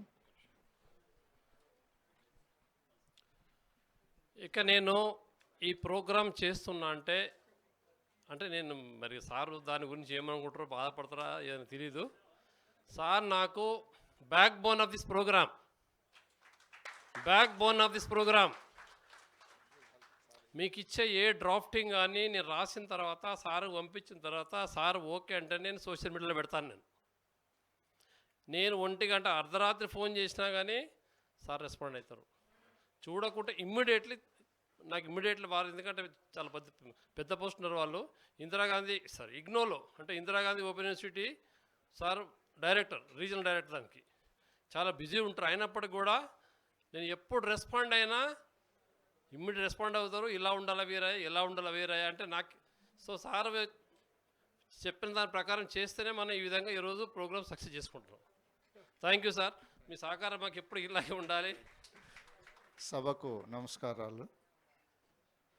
డాక్టర్ జె పూర్ణచంద్రరావు గారు ప్రజాభిమాని, మన కుమ్మరికుల ఆణిముత్యం. ఈనాడు మన రాజకీయ రంగంలో కూడా దూసుకెళ్తున్నటువంటి యొక్క మన కుమ్మరికుల అగ్రనేతగా మనం ఇప్పుడు భావించవచ్చు. వారు మన మధ్యలో ఉన్నారు. ఈనాడు ఈ యొక్క మొల్ల జయంతి సందర్భంగా మనము ఈ యొక్క విశిష్ట ప్రతిభ కనపరిచినటువంటి యొక్క మహానుభావులకు మనం పురస్కారం చేసుకున్నటువంటి ఈ ఫంక్షన్కు వచ్చినటువంటి ఇందులో సెలెక్ట్ అయ్యి వచ్చిన వాళ్ళందరికీ మనస్ఫూర్తిగా అభినందనలు.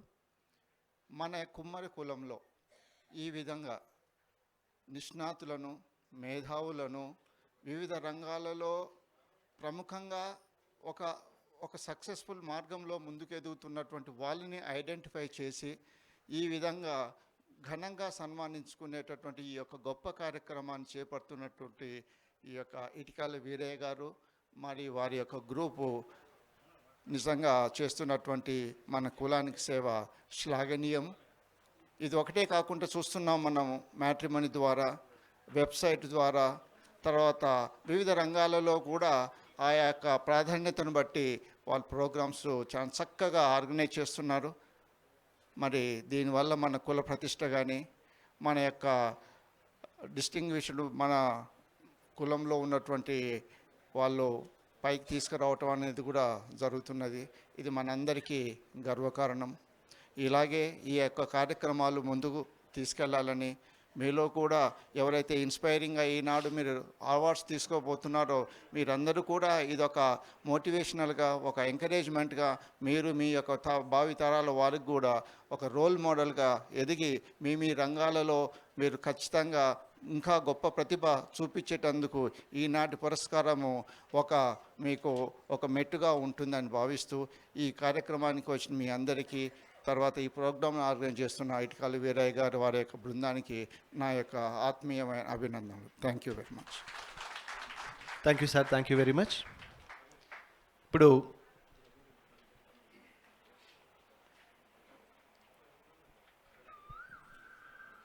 సైదుల్ గారు.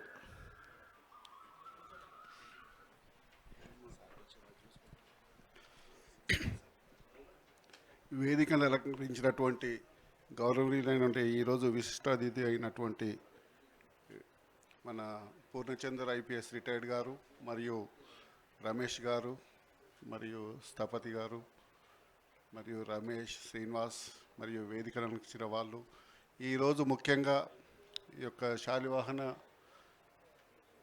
స్టాటిస్టికల్ ఆఫీసర్ అయినటువంటి మన వీరయ్య గారు ఆర్గనైజ్ చేసినటువంటి ట్రస్ట్ తరఫున మరియు మ్యాట్రిమోని తరఫున ఆర్గనైజ్ చేసినటువంటి ఈ సమావేశానికి వచ్చిన మీ అందరికీ స్వాగతం, సుస్వాగతం. అలాగే ఈరోజు మన శాలివాహన కుమ్మరి కులంలో ఎవరైతే వివిధ రంగాలైనటువంటి అన్నిట్లో కూడా ప్రతిభని కనబరిచి వారి 45 మందిని సెలెక్ట్ చేసి వాళ్ళు ఈరోజు వారి యొక్క ప్రతిభ వారిని గుర్తించి ఈ సమావేశానికి వచ్చినందుకు కూడా చాలా ధన్యవాదాలు. ముఖ్యంగా అందరికీ ఏంటంటే ప్రతి రంగంలో వాళ్ళని ఒక పురస్కారం అనేది, ఒక అవార్డు అనేది అందరికీ తెలిసినప్పుడు వాళ్ళలో ఒక ఉత్సాహం చేసి వాళ్ళు ముందుకు పోతందుకు, మరింత చేసేందుకు కూడా కృషి చేస్తారని గుర్తింపు కోసం ఇవ్వటం జరుగుతుంది. అలాగే వీరయ్య గారు కూడా ఇలాంటి కార్యక్రమాలు చేయటం వల్ల ఏంటంటే ఒక గుర్తింపు అనేది మన కుమ్మరి కులంలో పుట్టిన వాళ్ళు కూడా ఇలాంటి ప్రతిభావంతులు ఉన్నారా, మన పక్కన ఉన్నా కూడా ఇంతవరకు కూడా మనకు కొంతమంది తెలియదు. ఇప్పుడు ఈవెన్ మన ఈ ఒక డిక్షనరీ, ఇప్పుడు ఎరుకల డిక్షనరీ చేసిన అమ్మాయి కూడా వాళ్ళు చెప్పిన దాకా కూడా వేరే వాళ్ళకి తెలియదు. ఇంతకుముందు వచ్చింది కానీ ఎవరో అనుకుంటారు అందరూ.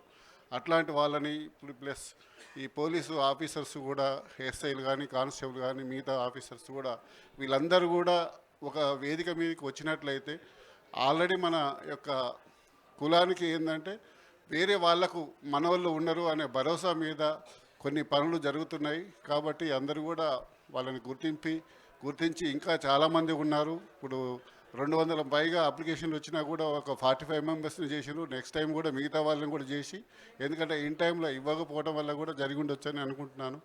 అందుకనే అందరూ కూడా అన్ని రంగాల్లో గుర్తింపు తీసుకురావాలి. ఎందుకంటే అందరూ కూడా ఇప్పుడు మన బీసీ వాదం అనేది ఇప్పుడు చాలా వరకు ఇప్పుడు నడుస్తున్నది. కాబట్టి అందులో మన యొక్క కులం కూడా చాలా వరకు చైతన్యవంతం అయితేనే ఒక అన్ని రంగాల్లో మనకు ఒక గుర్తింపు అనేది ఉంటుంది. లేకుంటే ఎందుకంటే ప్రతి కులం కూడా ప్రతి సమావేశం పెడుతున్నది బీసీ సంఘాలతోటి, మా యొక్క వాటా ఏంది, మా యొక్క పరిస్థితి ఏంది అనే దాని మీద కూడా కొంచెం అవేర్నెస్ ఉంటుంది. కాబట్టి అందరూ కూడా మీ కోఆపరేషన్ చేసి అందరూ కూడా అవేర్నెస్ చేసి మిగతా వాళ్ళందరూ కూడా చేయాలనుకుంటే కోరుకుంటున్నాను. ఈ సమావేశం వచ్చిన మీ అందరికీ కూడా ధన్యవాదాలు. Thank you very much. Thank you sir, thank you very much. చక్కటి సందేశం ఇచ్చారు.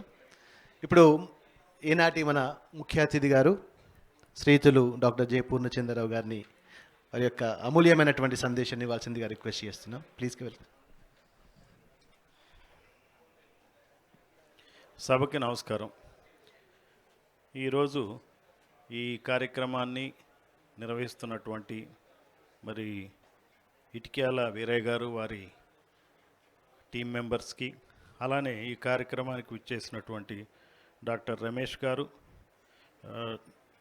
రాజ్కుమార్ వడయార్ గారు, స్థపతి మన ప్రసాద్ స్థపతి గారు, శ్రీనాథ్ గారు, సగ్గం సైదులు గారు, శ్రీనివాసరావు గారు డిఎస్పి, రమేష్ గారు, తర్వాత శంకరయ్య గారు, అందరికి కూడా ఈ కార్యక్రమానికి వచ్చిన పెద్దలందరికీ, కుమ్మరి కుల మేధావులకి, మరి ఎన్నో రంగాల్లో బ్రహ్మాండంగా అచీవ్ చేసి ఇక్కడ వేదికపైకి రాకపోయినా కానీ వేదిక ముందు ఉన్నవారు అందరికీ, మరి సన్మాన గ్రహీతలందరికీ కూడా శుభాభివందనాలు. ఇటువంటి కార్యక్రమాలు నిర్వహించడం అనేది సామాన్యమైన విషయం కాదు. మనం అటెండ్ అయినప్పుడు మనకి రకరకాలైనటువంటి ఆలోచనలు ఉంటాం, కానీ మరి ఇట్లాంటి కార్యక్రమం చేయటం అంటే అందరితో మాట్లాడటం, పిలవటం, ఒక వేదిక మీదకి తీసుకురావటం, అసలు ఏ ప్రయోజనాన్ని ఆశించి చేస్తున్నారని ఆలోచిస్తే ఏముండదు. వీరయ్య గారికి నేను చూస్తున్నా, గత దాదాపుగా ఒక దశాబ్ద కాలంగా ఆయనతో నాకు పరిచయం ఉంది. నేను ఎప్పుడు మాట్లాడినా మన ఎంప్లాయీస్ ఎక్కడెక్కడ ఉన్నారు, వాళ్ళ డేటా అంతా కలెక్ట్ చేస్తాం సార్, మన తెలంగాణ కాదు, ఆంధ్ర కాదు, వివిధ రాష్ట్రాల్లో మొత్తం అంతా కూడా ఆయనకు అది కులాభిమానం అనేది చక్కని అభిమానం. కులాభిమానంలో దురభిమానాలు ఉంటాయి, ఈయనకి మంచి అభిమానం ఉంది ఈయనకి నిజంగా. మరి ఆయన కుటుంబ పరంగా మరి ఏ రకంగా డీల్ చేస్తున్నారో నాకు తెలియదు, కానీ ఇంట్లో వాళ్ళు ఉన్నారో లేదో నాకు తెలియదు. ఇక్కడ ఇంట్లో వాళ్ళు ఉంటే మాత్రం ఖచ్చితంగా మరి ఈ ఒక్కరోజు వరకు వాళ్ళు ఆయనతో ఆనందంగా ఉండొచ్చు, కానీ రేపటి నుంచి మళ్ళీ మరి ఆయన నాకు నమ్మకం లేదు. నేను కొన్ని ప్రశ్నలు వేస్తాను ఆయన అప్పుడప్పుడు, ఇది సరేనండి ఫ్యామిలీ అంటే అని అడుగుతూ ఉంటాను నేను. దాని నుంచి నాకు ఇలాంటి బ్రహ్మాండమైన ఆన్సర్స్ దొరకవు, కానీ బ్రహ్మాండమైన ప్రోగ్రామ్స్ మాత్రం ఆయన చేస్తారు. మరి అది ఆయనకున్న నిజంగా అది మంచితనం, ఆ అభిమానం కూడా పాజిటివ్ డైరెక్షన్లో ఉంది ఆయనది, దురభిమానం కాదు, అది పాజిటివ్ డైరెక్షన్లో ఉంది. మరి హైదరాబాద్ నడిబొడ్డున ఇట్లా మన వాళ్ళందరినీ కలపటం ఆయన ఖచ్చితంగా ఆయన గొప్ప విషయం. వారి టీం మెంబర్స్ అందరికి కూడా నేను లైవ్ లింక్లో కూడా చూస్తూ ఉన్నాను, దాటి నుంచి ఆర్గనైజ్ చేస్తూ ఉన్నారు, మాట్లాడుతూ ఉన్నారు. నిజంగా మీకు అందరికి కూడా హ్యాట్స్ ఆఫ్ అండి ఇట్లాంటి కార్యక్రమాలు చేయటం. ఆయన ఇప్పటికే 4-5 కార్యక్రమాలు చేశారు. నేను దాదాపుగా అన్ని ప్రోగ్రామ్స్కి వచ్చాను నేను. మరి వివాహ వేదిక కూడా ఒకటి పెట్టారు. సో నేను అనేది ఏమంటే, ఈ ఉద్దేశం మన కులంలో పుట్టిన వాళ్ళు ఈ రోజున కొంచెం బయటకు వస్తున్నారు. నన్ను కూడా మీరు అనొచ్చు, మీరు ఇప్పుడే కదా బయటకు వచ్చి ఇంతకుముందు ఎక్కడొచ్చారని, అంతే కదా. సరే ఇప్పుడైనా వచ్చాను నేను అనుకోండి మీరు ప్రస్తుతానికి. అయితే ఇట్లా రావటం అనేది చాలా అవసరం. ప్రజాస్వామ్యంలో ఎట్లా ఉందంటే, ఎవరికి వాళ్ళు వాళ్ళ సొంత ఐడెంటిటీని చూపెట్టకుండా వేరే ఐడెంటిటీల్లోనే మనం బతుకుతూ ఉంటాం. ఈ బతికినంతకాలం ఏమంటే మనకి ముక్తి లభించదు. ఈరోజు తెలంగాణలో ఒక నల్గొండ జిల్లాలో మల్లమాంబ విగ్రహం పెట్టాలంటే పెట్టలేని పరిస్థితులు ఉన్నాయి. అది చాలా సీరియస్ మ్యాటర్. అది దాని మీద కూడా మన కులం నుంచి నాయకులు బాగానే పనిచేస్తున్నారు. అంటే నేను చెప్పొచ్చేది ఏంటంటే, మన యొక్క ఐడెంటిటీ కనుక మనం బయటికి రావడం ద్వారా మనకు కూడా ఒక రకమైనటువంటి ఆత్మస్థైర్యం వస్తుంది. లేకపోతే ఏదో బిక్కుబిక్కుమంటూ బతికేటువంటి పరిస్థితులు వస్తున్నాయి. నిజంగా కనుక మనం చూసుకున్నట్టయితే ఈ రాష్ట్రాల్లో, తెలుగు రాష్ట్రాల్లో కానీ దేశంలో కానీ మన కులపరంగా జరిగింది ఏంటంటే, గత 70-75 సంవత్సరాల్లో విద్యలో ముందున్నాం, విద్యాపరంగా కొంత అభివృద్ధి చెందాం, చాలామంది ఉద్యోగాలు చేస్తున్నాం, అట్లానే వ్యాపారం కూడా పర్వాలేదు కొంచెం కొంచెం చేస్తున్నారు. కానీ వేరే వర్గాల వాళ్ళు చేసినంత అభివృద్ధిలో మనం లేం. మన అన్ని చిన్న వ్యాపారాలు, చిన్న ఉద్యోగాలు అన్నీ చిన్న చిన్నవే. అందువల్ల అసలు ఎందుకు మనం ఇంకా వెనకబడి ఉన్నాం అనేది మనం తెలుసుకోవాల్సిన అవసరం ఉంది. ఎందుకు వెనకబడి ఉన్నామంటే, మనం విద్య వరకు, ఉద్యోగాల వరకు ముందున్నాం, కానీ రాజకీయంగా పూర్తిగా వెనకబడిపోయి ఉన్నాం. రాజకీయంగా అత్యంత బలహీనమైన వర్గం ఏదన్నా ఉందంటే ఈ రోజున ఆంధ్రప్రదేశ్లో కానీ తెలంగాణలో కానీ కుమ్మరి కులం అని ఖచ్చితంగా చెప్పచ్చు. మీకు దీనికి సంబంధించి కొంత ఇన్ఫర్మేషన్ ఇస్తాను. నేను ఇప్పుడు బహుజన్ సమాజ్ పార్టీలో చేరింది ఎందుకంటే, అటువంటి పార్టీలోంచే ఈ సబ్జెక్టు గురించి మాట్లాడగలం. వేరే పార్టీల్లో ఉంటే వాళ్ళ అభివృద్ధి గురించి మాట్లాడమంటారు, సంక్షేమం గురించి మాట్లాడమంటారు, ఏదో ప్రాంతీయవాదం గురించి మాట్లాడమంటారు, లేదంటే ఒక మతవాదం గురించి మాట్లాడమంటారు. అన్నిటినీ మించి చాలా భయంకరమైనది భారతదేశానికి పట్టిన జబ్బు కులవాదం, కులతత్వం. ఇదే భయంకరమైన జబ్బు. ఈ రోజున డెమోక్రసీలో, ప్రజాస్వామ్యంలో మనకి ఇంకా సమానత్వం రాల. మనకి ఇన్ఈక్వాలిటీ రోజు రోజుకు పెరుగుతూనే ఉంది. ఇన్ఈక్వాలిటీ ఎట్లా పెరుగుతుంది, అసమానతలు ఎలా పెరుగుతున్నాయంటే మనం చూసుకుంటే కులపరంగానే పెరుగుతున్నాయి. కులం రాజకీయంగా ఏదైతే బలహీనమైన కులం ఉంటుందో అది మరి డబ్బు పరంగా, సంపద పరంగా కానీ అది పూర్తిగా వెనకబడి ఉంటుంది. ఏ కులం అయితే రాజకీయంగా ముందుంటుందో ఆ కులం ధనికులై ఉండి అత్యంత సంపద పరులుగా ఉంటున్నారు. ఇది యాక్చువల్గా మనం గమనించాలి. జనరల్గా డెవలప్మెంట్ అంటారు. ఎవరు డెవలప్ అవుతున్నారు? రేపు గచ్చిబౌలిలో ఎవరు కొనుక్కోగలరు చెప్పండి? ఇక్కడ ఎంతమందికి ఉంది గచ్చిబౌలిలో అపార్ట్మెంట్స్ కానీ ప్లాట్స్ కానీ ఉన్నవాళ్ళు? బహుశా వేళ్ల మీద లెక్క పెట్టవచ్చు. అక్కడికి వెళ్ళి మనం కనుక్కున్నామంటే మన వర్గాల వాళ్ళు ఉన్న వాళ్ళకి ఈవెన్ 1% కూడా ఉండదు అక్కడ. మన కులమే కాదు, ఇంకా మనలాంటి కులాల వాళ్ళకి అక్కడ ఏ రకమైనటువంటి స్థానం ఉండదు. అందుకనే కులం అనేదే ఈ భారతదేశానికి ఈ రోజున వెనకబడి ఉండటానికి గల కారణం ముఖ్యంగా కులతత్వం అన్నమాట. అందువల్ల ఈ అంశాన్ని మనం ఖచ్చితంగా మనం గమనించాలి. అయితే దీన్ని ఏమిటి, మీరు కొన్ని డేటా మీకు చెప్తాను, కొన్ని స్టాటిస్టిక్స్ చెప్తాను. ఎందుకంటే ఆంధ్రప్రదేశ్లో కానీ తెలంగాణలో కానీ ఈ కులగణన అనేది జరిగింది. ఈ మధ్య తెలంగాణలో జరిగింది. ఆంధ్రప్రదేశ్లో జగన్ హయాంలో 2024లో ఐపాక్ టీముల ద్వారా కులగణన జరిగింది. అంతకుముందు కేసీఆర్ హయాంలో 2014లో కూడా కులగణన చేశారు. అయితే కేసీఆర్ హయాంలో జరిగిన కులగణన డేటాని బయటపెట్టలే. ఇవన్నీ మీరు ఆశ్చర్యపోతుంది. నేను మాట్లాడటం ఏమైనా కొంచెం ఇర్రిలవెంట్గా అనిపిస్తుందా? ఇదేం సార్ ఏదో సరదాగా సాహిత్యం సంగీతం అవి మాట్లాడుకోకుండా ఇట్లాంటి మాటలు ఏమైనా ఉందా? మీకేమన్నా అసంబద్ధంగా ఉందా చెప్పమంటారా? ఓకే. ఎందుకంటే నేనైతే ఈ స్పృహ కలిగించాలని చెప్పి నేను నా జీవితాన్ని ఈ నెక్స్ట్ 10 సంవత్సరాలు ఈ ఫీల్డ్లోనే పనిచేయాలని నేను భావిస్తున్నా. ఒక ఎంపీ అవ్వాలా, ఒక ఎమ్మెల్యే అవ్వాలా, ఒక మంత్రి అవ్వాలా అనేది కాదు నా లక్ష్యం. ప్రజలలో ఈ కులపరమైనటువంటి ఎందుకు వెనకబడిపోయి ఉన్నామనే స్పృహ కలిగించాలి. మన కులాల్లో, మనలాంటి కులాల్లో మనం అలాంటి కులాలను అందరినీ కలుపుకుని మనం పనిచేస్తే కానీ మనతో పాటు వాళ్ళకు కూడా ఈ రాజకీయ విముక్తి అనేది జరగదు. వేరే రకమైనటువంటి ఏ కార్యక్రమాలు కూడా మనల్ని ధనికుల్ని చేయవు, సంపాదన పనులు చేయవు, లేకపోతే విద్యావేత్తలు చేయదు, వైస్ ఛాన్సలర్స్ని చేయవు, లేకపోతే ఏ రకమైనటువంటి ఉన్నత స్థానాలు కూడా మనకి రావు. మన లాంటి కులాలకి దాదాపుగా తెలంగాణలో 136 వెనకబడిన కులాలు ఉంటే 125 కులాలు ఇంతవరకు అసెంబ్లీలోకి ఎంటర్ కాల. అందులో కుమ్మరి కులం ఒకటి. అలానే ఆంధ్రప్రదేశ్లో 131 బీసీ కులాలు ఉంటే అందులో దాదాపుగా అన్ని కులాలు ఒక 10-15 తప్పిస్తే మిగిలిన కులాలు ఎప్పుడు కూడా అసెంబ్లీకి ఎంటరే కాల. అదే కనుక మనం వేరే కులాలను చూసుకుందాం. ఇప్పుడు మన సామాజిక వర్గం మనకి కుమ్మర్లు ఎంతమంది ఉన్నారో తెలంగాణలో అంటే నేను ఇందాక చెప్పినట్టుగా సమగ్ర కులగణన ఏదైతే ఆయన చేశాడో కేసీఆర్ హయాంలో జరిగిందో దాని ప్రకారం మనకి ఒక డేటా ఉంది. అలానే ఈ మన ఆంధ్రప్రదేశ్లో కూడా మొన్న జగన్ హయాంలో జరిగిన దానికి సంబంధించి కూడా డేటా ఉంది.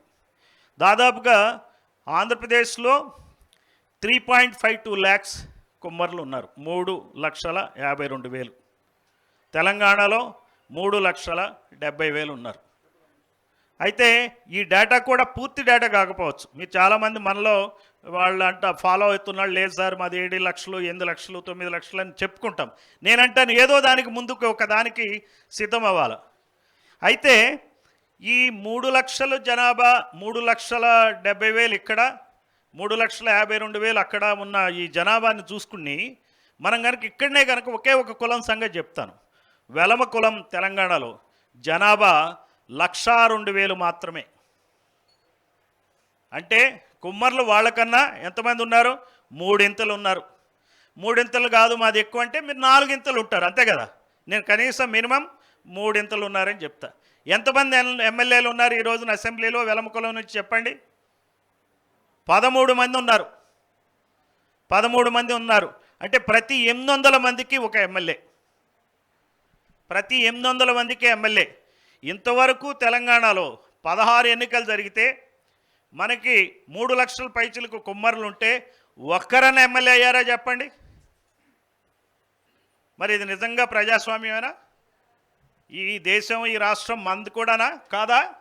మరి మనం ఈ దేశంలో, రాష్ట్రంలో పౌరులం కాదా? ఎందుకు ఇలా జరుగుతుంది? సరే, ఇంకొక కులాన్ని ఎగ్జాంపుల్ తీసుకుందాం. ఇక్కడ కమ్మలు 2.5 లక్షల మంది ఉన్నారు తెలంగాణలో. 2.5 లక్షలు. 2.5 లక్షల మందికి ఎంతమంది ఎమ్మెల్యేలు ఉన్నారో మీరు ఆశ్చర్యపోతారు. ఇప్పటి వరకు 16 ఎలక్షన్లు జరిగితే 16 ఎలక్షన్లో తెలంగాణలో ఎమ్మెల్యేలు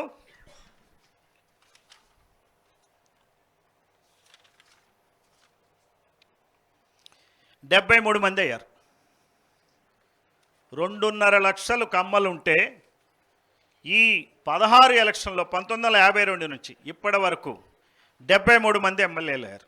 ఇందాక వెలమలు 13 మంది అని చెప్పాను. ఈ 16 ఎలక్షన్లో స్వాతంత్ర్యం వచ్చిన దగ్గర నుంచి ఎంతమంది అయ్యారో మీరు ఒక అంచనా వేసి చెప్పగలరా ఎవరన్నా? 149 మంది అయ్యారు. మరి 3.5 లక్షలు ఉన్న కుమ్మర్ల పరిస్థితి ఏంటో చెప్పండి. అలానే రెడ్ల జనాభా 14 లక్షలు ఉంది. 14 లక్షలు ఉన్న రెడ్లు ఎమ్మెల్యేలు 576 మంది అయ్యారు ఇంతవరకు 16 ఎలక్షన్లు. ఈనాటి అసెంబ్లీలో ఎంతమంది ఉన్నారో తెలుసా మీకు? రెడ్లు ఎంతమంది ఉన్నారో చెప్పగలరా? 43 మంది ఎమ్మెల్యేలు ఉన్నారు. 43 మంది 14 లక్షలు అంటే కుమ్మర్ల కన్నా ఎన్ని రెట్లు ఎక్కువ మంది ఉన్నారు చెప్పండి? వాళ్ళు 4 రెట్ల 5 రెట్ల అంతేనా? 4 రెట్లు ఉంటే కనీసం కుమ్మర్లు 10 మంది వాళ్ళు 43 ఉంటే మనం 10 ఉండాలి. మనం 1 ఉంటే వాళ్ళు 3 4 ఉండాలి. ఇదే రకంగా అందరికన్నా ఎక్కువ పాపులేషన్ బీసీల్లో అత్యధికంగా ఉన్నది ఈ రాష్ట్రంలో 14 లక్షలు రెడ్లుంటే ముదిరాజులు 24 లక్షలు ఉన్నారు. ముదిరాజులు 24 లక్షలు ఉన్నారు. యాదవులు 19 లక్షలు ఉన్నారు. గౌడ్లు 15 లక్షలు ఉన్నారు. మున్నూరు కాపులు దాదాపుగా రెడ్లు ఎంతమంది అంతమంది ఉన్నారు, 13 లక్షల మంది ఉన్నారు. జనరల్గా బీసీల్లో ఒక అభిప్రాయం ఏముంటుందంటే గౌడ్లకి యాదవులకి వీళ్ళకి వస్తుంది, మున్నూరు కాపులకి వస్తుంది, మనకు రావట్లేదు అనుకుంటున్నారు. కానీ యాక్చువల్ వాళ్ళ పరిస్థితి కూడా అంత బాలే. ఒకళ్ళు 2 3 ఎమ్మెల్యేలు ఉంటున్నారు తప్పిస్తే వాళ్ళ పరిస్థితి కూడా ఏం బాగాలేదు. మున్నూరు కాపు ఎమ్మెల్యేలు 3 ఉన్నారు. యాదవులు ఒక్కరే ఎమ్మెల్యే, కురమ ఒకే ఎమ్మెల్యే ఈ రాష్ట్రంలో ఉంది. అందువల్ల మనం వాళ్ళని చూసి ఈర్ష్యపడాల్సిన అవసరం లేదు.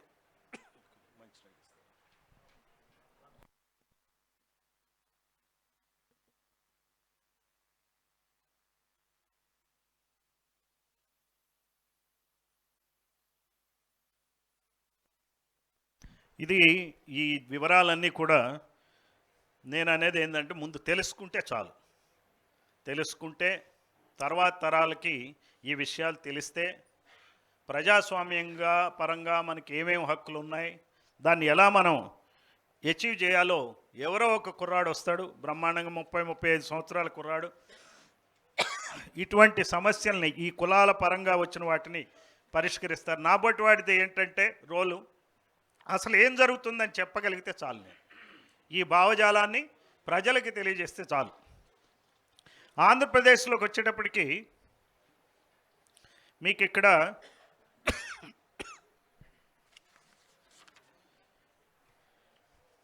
అందరికన్నా ఎక్కువ పాపులేషన్ ఉంది యాదవులు, 26 లక్షలు ఉన్నారు. కేవలం 46 మంది ఎమ్మెల్యేలు. రెడ్లు యాదవుల కన్నా తక్కువ ఉన్నారు ఆంధ్రప్రదేశ్లో, 21 లక్షల మంది. కానీ 658 మంది ఎమ్మెల్యేలు ఉన్నారు. 658 మంది ఎమ్మెల్యేలు. కమ్మాస్ 14 లక్షలు ఉన్నారు. 549 మంది ఎమ్మెల్యేలు ఉన్నారు. గౌడ్లు దాదాపుగా 10 లక్షలు ఉన్నారు. 50 మంది ఎమ్మెల్యేలు అయ్యారు. మన వాళ్ళు దాదాపుగా 3.5 లక్షల పైన ఉన్నారు. ఒక్కరు కూడా ఇంతవరకు ఆంధ్రప్రదేశ్లో ఎమ్మెల్యే కాల. అంటే ఇది ఎప్పుడైతే మనం అసెంబ్లీలో మనకు స్థానం లేదు, క్యాబినెట్లో స్థానం ఉండదు. అందరూ ఏమంటారు? బీసీ ముఖ్యమంత్రి అవ్వాలంటారు. బీసీ ముఖ్యమంత్రి అయినప్పటికీ కూడా బీసీ ఎమ్మెల్యేలు లేనిదే మన ఎమ్మెల్యే లేందే పాలసీస్ మనకు అనుకూలంగా రావు. ఈ రోజున మీరు చూసారో లేదో, రిజర్వేషన్ల మీద విపరీతమైనటువంటి క్రిటిసిజం ఉండేది ఎన్నాళ్ళు. కానీ ఇప్పటికీ కమ్మారెడ్లకి రిజర్వేషన్ వచ్చిందని మీరు గమనించారా? కమ్మారెడ్లకి రిజర్వేషన్ ఉందని తెలుసా? ఆ రిజర్వేషన్ పేరు ఏమంటారు? ఈడబ్ల్యూఎస్. మన వాళ్ళు ఎవరన్నా, నేను ఒక యూనివర్సిటీకి వెళ్ళా, ఆ యూనివర్సిటీలో మన వాళ్ళు ఇబ్బంది పడుతున్నారు. రిజర్వేషన్లకి ఏంటండి, రిజర్వేషన్లు ఉన్నాయి కదా, వాళ్ళు క్వశ్చన్ చేస్తున్నారు, మీకు మార్కులు తక్కువ వచ్చినాయి, మీరు ఎలా వచ్చారు అని వాళ్ళు ఆన్సర్ చెప్పలేకపోతున్నారు. అంటే ఈ రోజున ఏం జరుగుతుందో పిల్లలకి తెలియట్లే, యువకులకి తెలియట్లే. తెలియకుండా మనం అసలు ఎట్టెట్టల్లో కొట్టుకెళ్ళిపోతున్నాం. తీరా చూస్తే 10% రిజర్వేషన్లు కమ్మారెడ్లకి ఇచ్చారు. వాళ్ళకి ముఖ్యమంత్రి పదవి రిజర్వ్డా కాదా చెప్పండి నాకు? ముఖ్యమంత్రి పదవులన్నీ రిజర్వ్డేనా? ఎవరైనా అనుకుంటారా ముఖ్యమంత్రి పదవి పలానా కమ్మ లేకపోతే రెడ్డి అయినా కదా ఇది ఈ రాష్ట్రాల్లో అనుకునేది? వేరే వాళ్ళకి ఎవరికైనా అవకాశం ఉందా? సో పదవులు రిజర్వ్డ్ వాళ్ళకే, కాంట్రాక్టులు వాళ్ళకే, వ్యాపారాలు వాళ్ళకే, తర్వాత ఉద్యోగాల ఉన్నత పదవులు వైస్ ఛాన్సలర్స్ కానీ, డీజీపీలు కానీ, చీఫ్ సెక్రటరీలు కానీ, హైకోర్టు జడ్జిలు కానీ, ఎప్పుడో కొమరయ్య గారు అయ్యారు హైకోర్టు జడ్జిగా ఆయన అయ్యారు. అది కూడా ఎప్పుడు? బ్రిటిష్ కాలం, నిజాం కాలం కాబట్టి ఆయన అయ్యాడు. లేకపోతే ఇప్పుడైతే ఆయన అవనిచ్చేవాళ్ళు కానే కాదు. జస్టిస్ కొమరయ్య గారు తెలుసు కదా మీకు, వినుంటారు కదా, కరీంనగర్ ఆయన.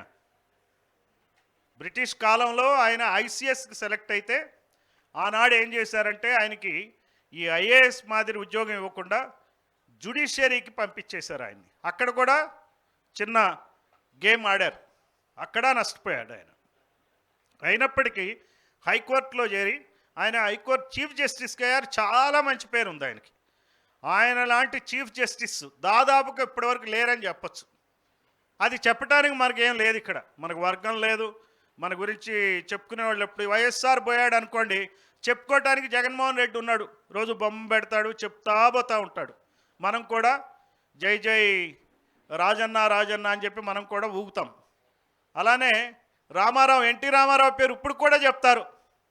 ఆయనది ఏముంది, చేసింది ఏముంది? సినిమాల్లో యాక్ట్ చేశాడు, అందరూ యాక్ట్ చేస్తున్నారు, మంచి ప్రజాదరణ ఉంది. అయితే ఏంటి, ప్రజలకి ఏమొస్తుంది? చూసిన ప్రతివాడు టికెట్ కట్టే చేయాలా? సరే, పేరు వచ్చింది. పేరు వచ్చినాక బీసీలకు ఏం చేశాడు? బీసీల పార్టీ అన్నాడు, ఆయన చేసింది ఏం లేదు. ఆ పార్టీలో ఇప్పుడు కూడా పార్టీ అధ్యక్షుడు అదే కులానికి చెందినవాడు, రేపు పొద్దున సీఎం అవ్వాల్సి వచ్చినా అదే కులానికి చెందిన వాళ్ళే అవుతున్నారు. ఇవన్నీ మనం గమనించకుండా మనం ఏంటంటే ఈ సామ్రాజ్యవాద ముసుగులో ఈ ఏదైతే ఎంటర్టైన్మెంట్ ఉందో వీటిల్లో మనం కొట్టుకుని పోతున్నాం. ఈ విషయాల్ని మనం గమనించాలి. మరి ఇది మీకు చాలా సీరియస్ సబ్జెక్టు చెప్పినట్టున్నా మీరు అందరూ కొంచెం ఇబ్బందిగా అవాక్కైపోయి ఏదో సరదా కాసేపు 4 కబుర్లు జోకులు విని ఏదో అవార్డు రివార్డు తీసుకుని మనం వెళ్ళిపోతుంటే ఇదేంద్రా బాబు అనేటువంటి కొంచెం భయంగా కూడా కనపడి ఉంటుంది. సో ఇది వాస్తవం. ఈ వాస్తవం ఎప్పుడైతే వాస్తవం తెలుస్తుందో, మనం డాక్టర్ దగ్గరికి వెళ్ళినప్పుడు రోగం ఏంటో తెలిస్తే ఒక ఎక్స్రే తీసి ఒక సిటీ స్కాన్ తీసి అప్పుడు మందిస్తే ఆ రోగం తగ్గుద్ది. మన రోగానికి ముఖ్యమైన కారణం రాజకీయ రోగం. ఈ రాజకీయాల్ని మనం సరిగ్గా అర్థం చేసుకుని ఈ రోజున పిల్లలందరూ యూత్కి అయితే నేను ఒక సలహా అయితే చెప్తున్నా, బాగా చదవండి, ఉద్యోగాలు తెచ్చుకోండి, వ్యాపారాలు చేయండి. ఏమీ చేయని వాళ్ళు రాజకీయాల్లోకి రండి.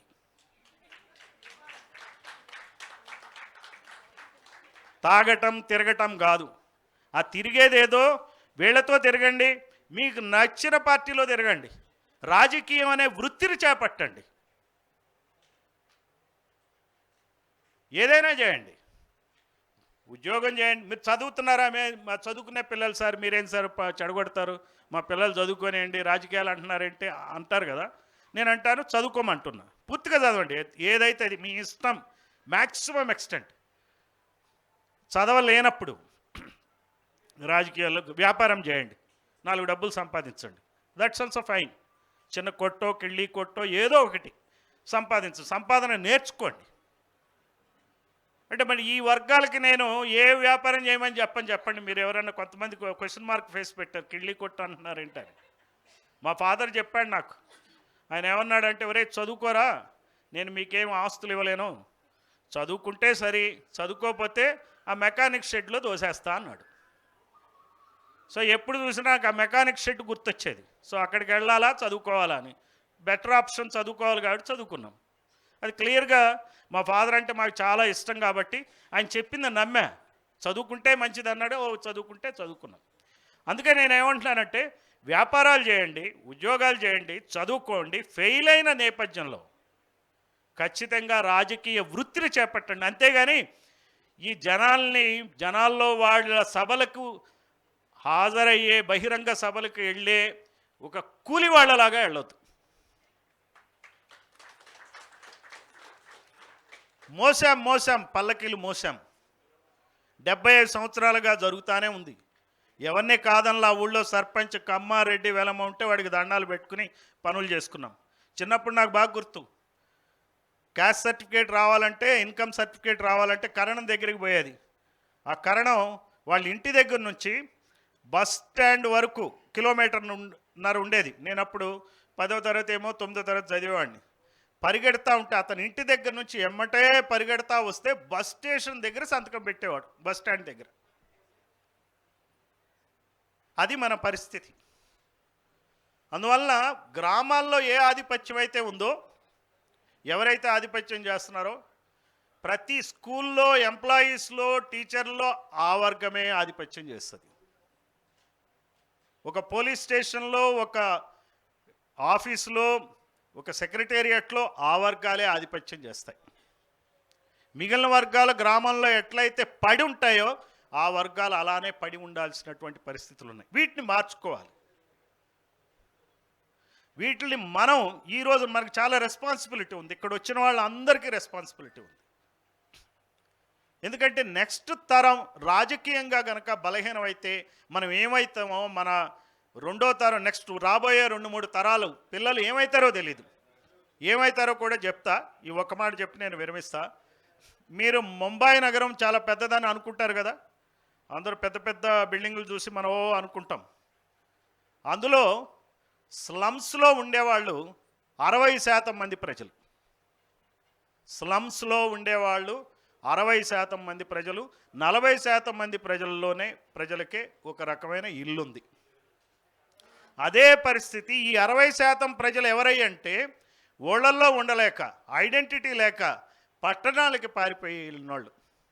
పట్టణాలకి పారిపోయి వెళ్ళిన వాళ్ళు ఈ రోజున మనం అదే హైదరాబాద్ నగరాన్ని తీసుకుంటే సర్వెంట్ మెయిడ్లుగా కానీ, లేకపోతే డ్రైవర్లుగా కానీ, వాచ్మెన్లు కానీ చేస్తారు.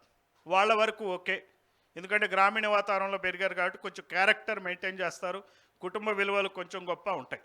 వాళ్ళ పిల్లలు ఈ గల్లీల్లో తిరిగితే, మరి రకరకాలైనటువంటి వ్యసనాలకు కనుక బారిన పడితే, గ్యాంగులతో చేరితే వాళ్ళు ఎక్కడికి వెళ్తారు చెప్పండి? వాళ్ళకి ఏం ఐడెంటిటీ ఉంటుంది? ఆడపిల్లని ఏం చేస్తారో మీరు ఆలోచించండి. ఆడపిల్లల్ని ఎలా సెక్స్ ట్రాఫికింగ్ అని, హ్యూమన్ ట్రాఫికింగ్ అని ఎలా చేస్తారో మీరు ఆలోచించండి ఒకసారి. అసలు నెక్స్ట్ ఈ భారతదేశం ఇదే రకంగా పాలన కనుక సాగినట్లయితే, అటు కాంగ్రెస్ కానీ ఇటు బీజేపీ కానీ, ఈ దేశం సర్వనాశనం అయిపోతుంది. ఎందుకంటే వీళ్ళు ధనికుల కోసమే పనిచేస్తున్నారు, ప్రజల కోసం ఎవరు పనిచేయట్లా. ఏ రోజుకు ఆ రోజు నేను ప్రైమ్ మినిస్టర్గా ఎన్నిసార్లు ఉండాలా, సీఎంగా ఎన్నిసార్లు ఉండాలా, నా కుటుంబాలు, నా కులం, నా వర్గం ఎంత సంపాదించాలా అని చూస్తున్నారు. కానీ ఈ ప్రజల గురించి ఆలోచించే వాళ్ళే లేరు. మనమే ఆలోచించుకోవాలి. మనం గనక ఆలోచించి ఈ రకమైన చైతన్యాన్ని మన కలిగించకపోతే రాబోయే తరాలు ఏమైపోతాయో ఒక్కసారి ఊహించుకోండి. మన మనవడు, మన ముని మనవరాలు ఏమవుతుంది, రేపు ఎట్లుంటారు, ఈ ఒక్కటి ఆలోచించండి చాలు. ఆ రకంగా గనక మనం ఆలోచించినట్టయితే ఈ రాష్ట్రాన్ని బాగు చేసినట్టయితాం, దేశాన్ని బాగు చేసినట్టయితాం, సమాజానికి చాలా సేవ చేసిన వాళ్ళు అవుతాం. సో ఈరోజు ఈ అవకాశాన్ని ఇచ్చినటువంటి వీరయ్య గారికి, వారి టీం మొత్తానికి కూడా ధన్యవాదాలు తెలియజేస్తూ సెలవు తీసుకుంటాం.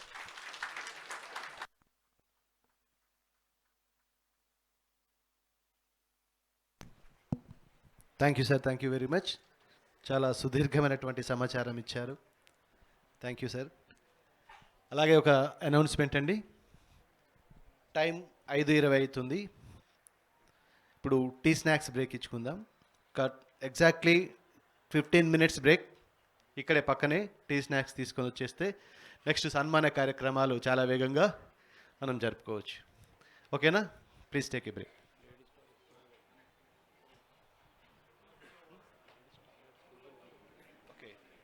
లేడీస్కి వాష్రూమ్స్ కింద ఉన్నాయి. ఇక్కడ టీ స్నాక్స్ మాత్రం ఇక్కడ పక్కన అరేంజ్ చేశారండి. ఓకే అండి, ప్లీజ్ తొందర వచ్చేసేయండి. మీరు ఎంత తొందర వస్తే తొందర కార్యక్రమం చేసుకోండి.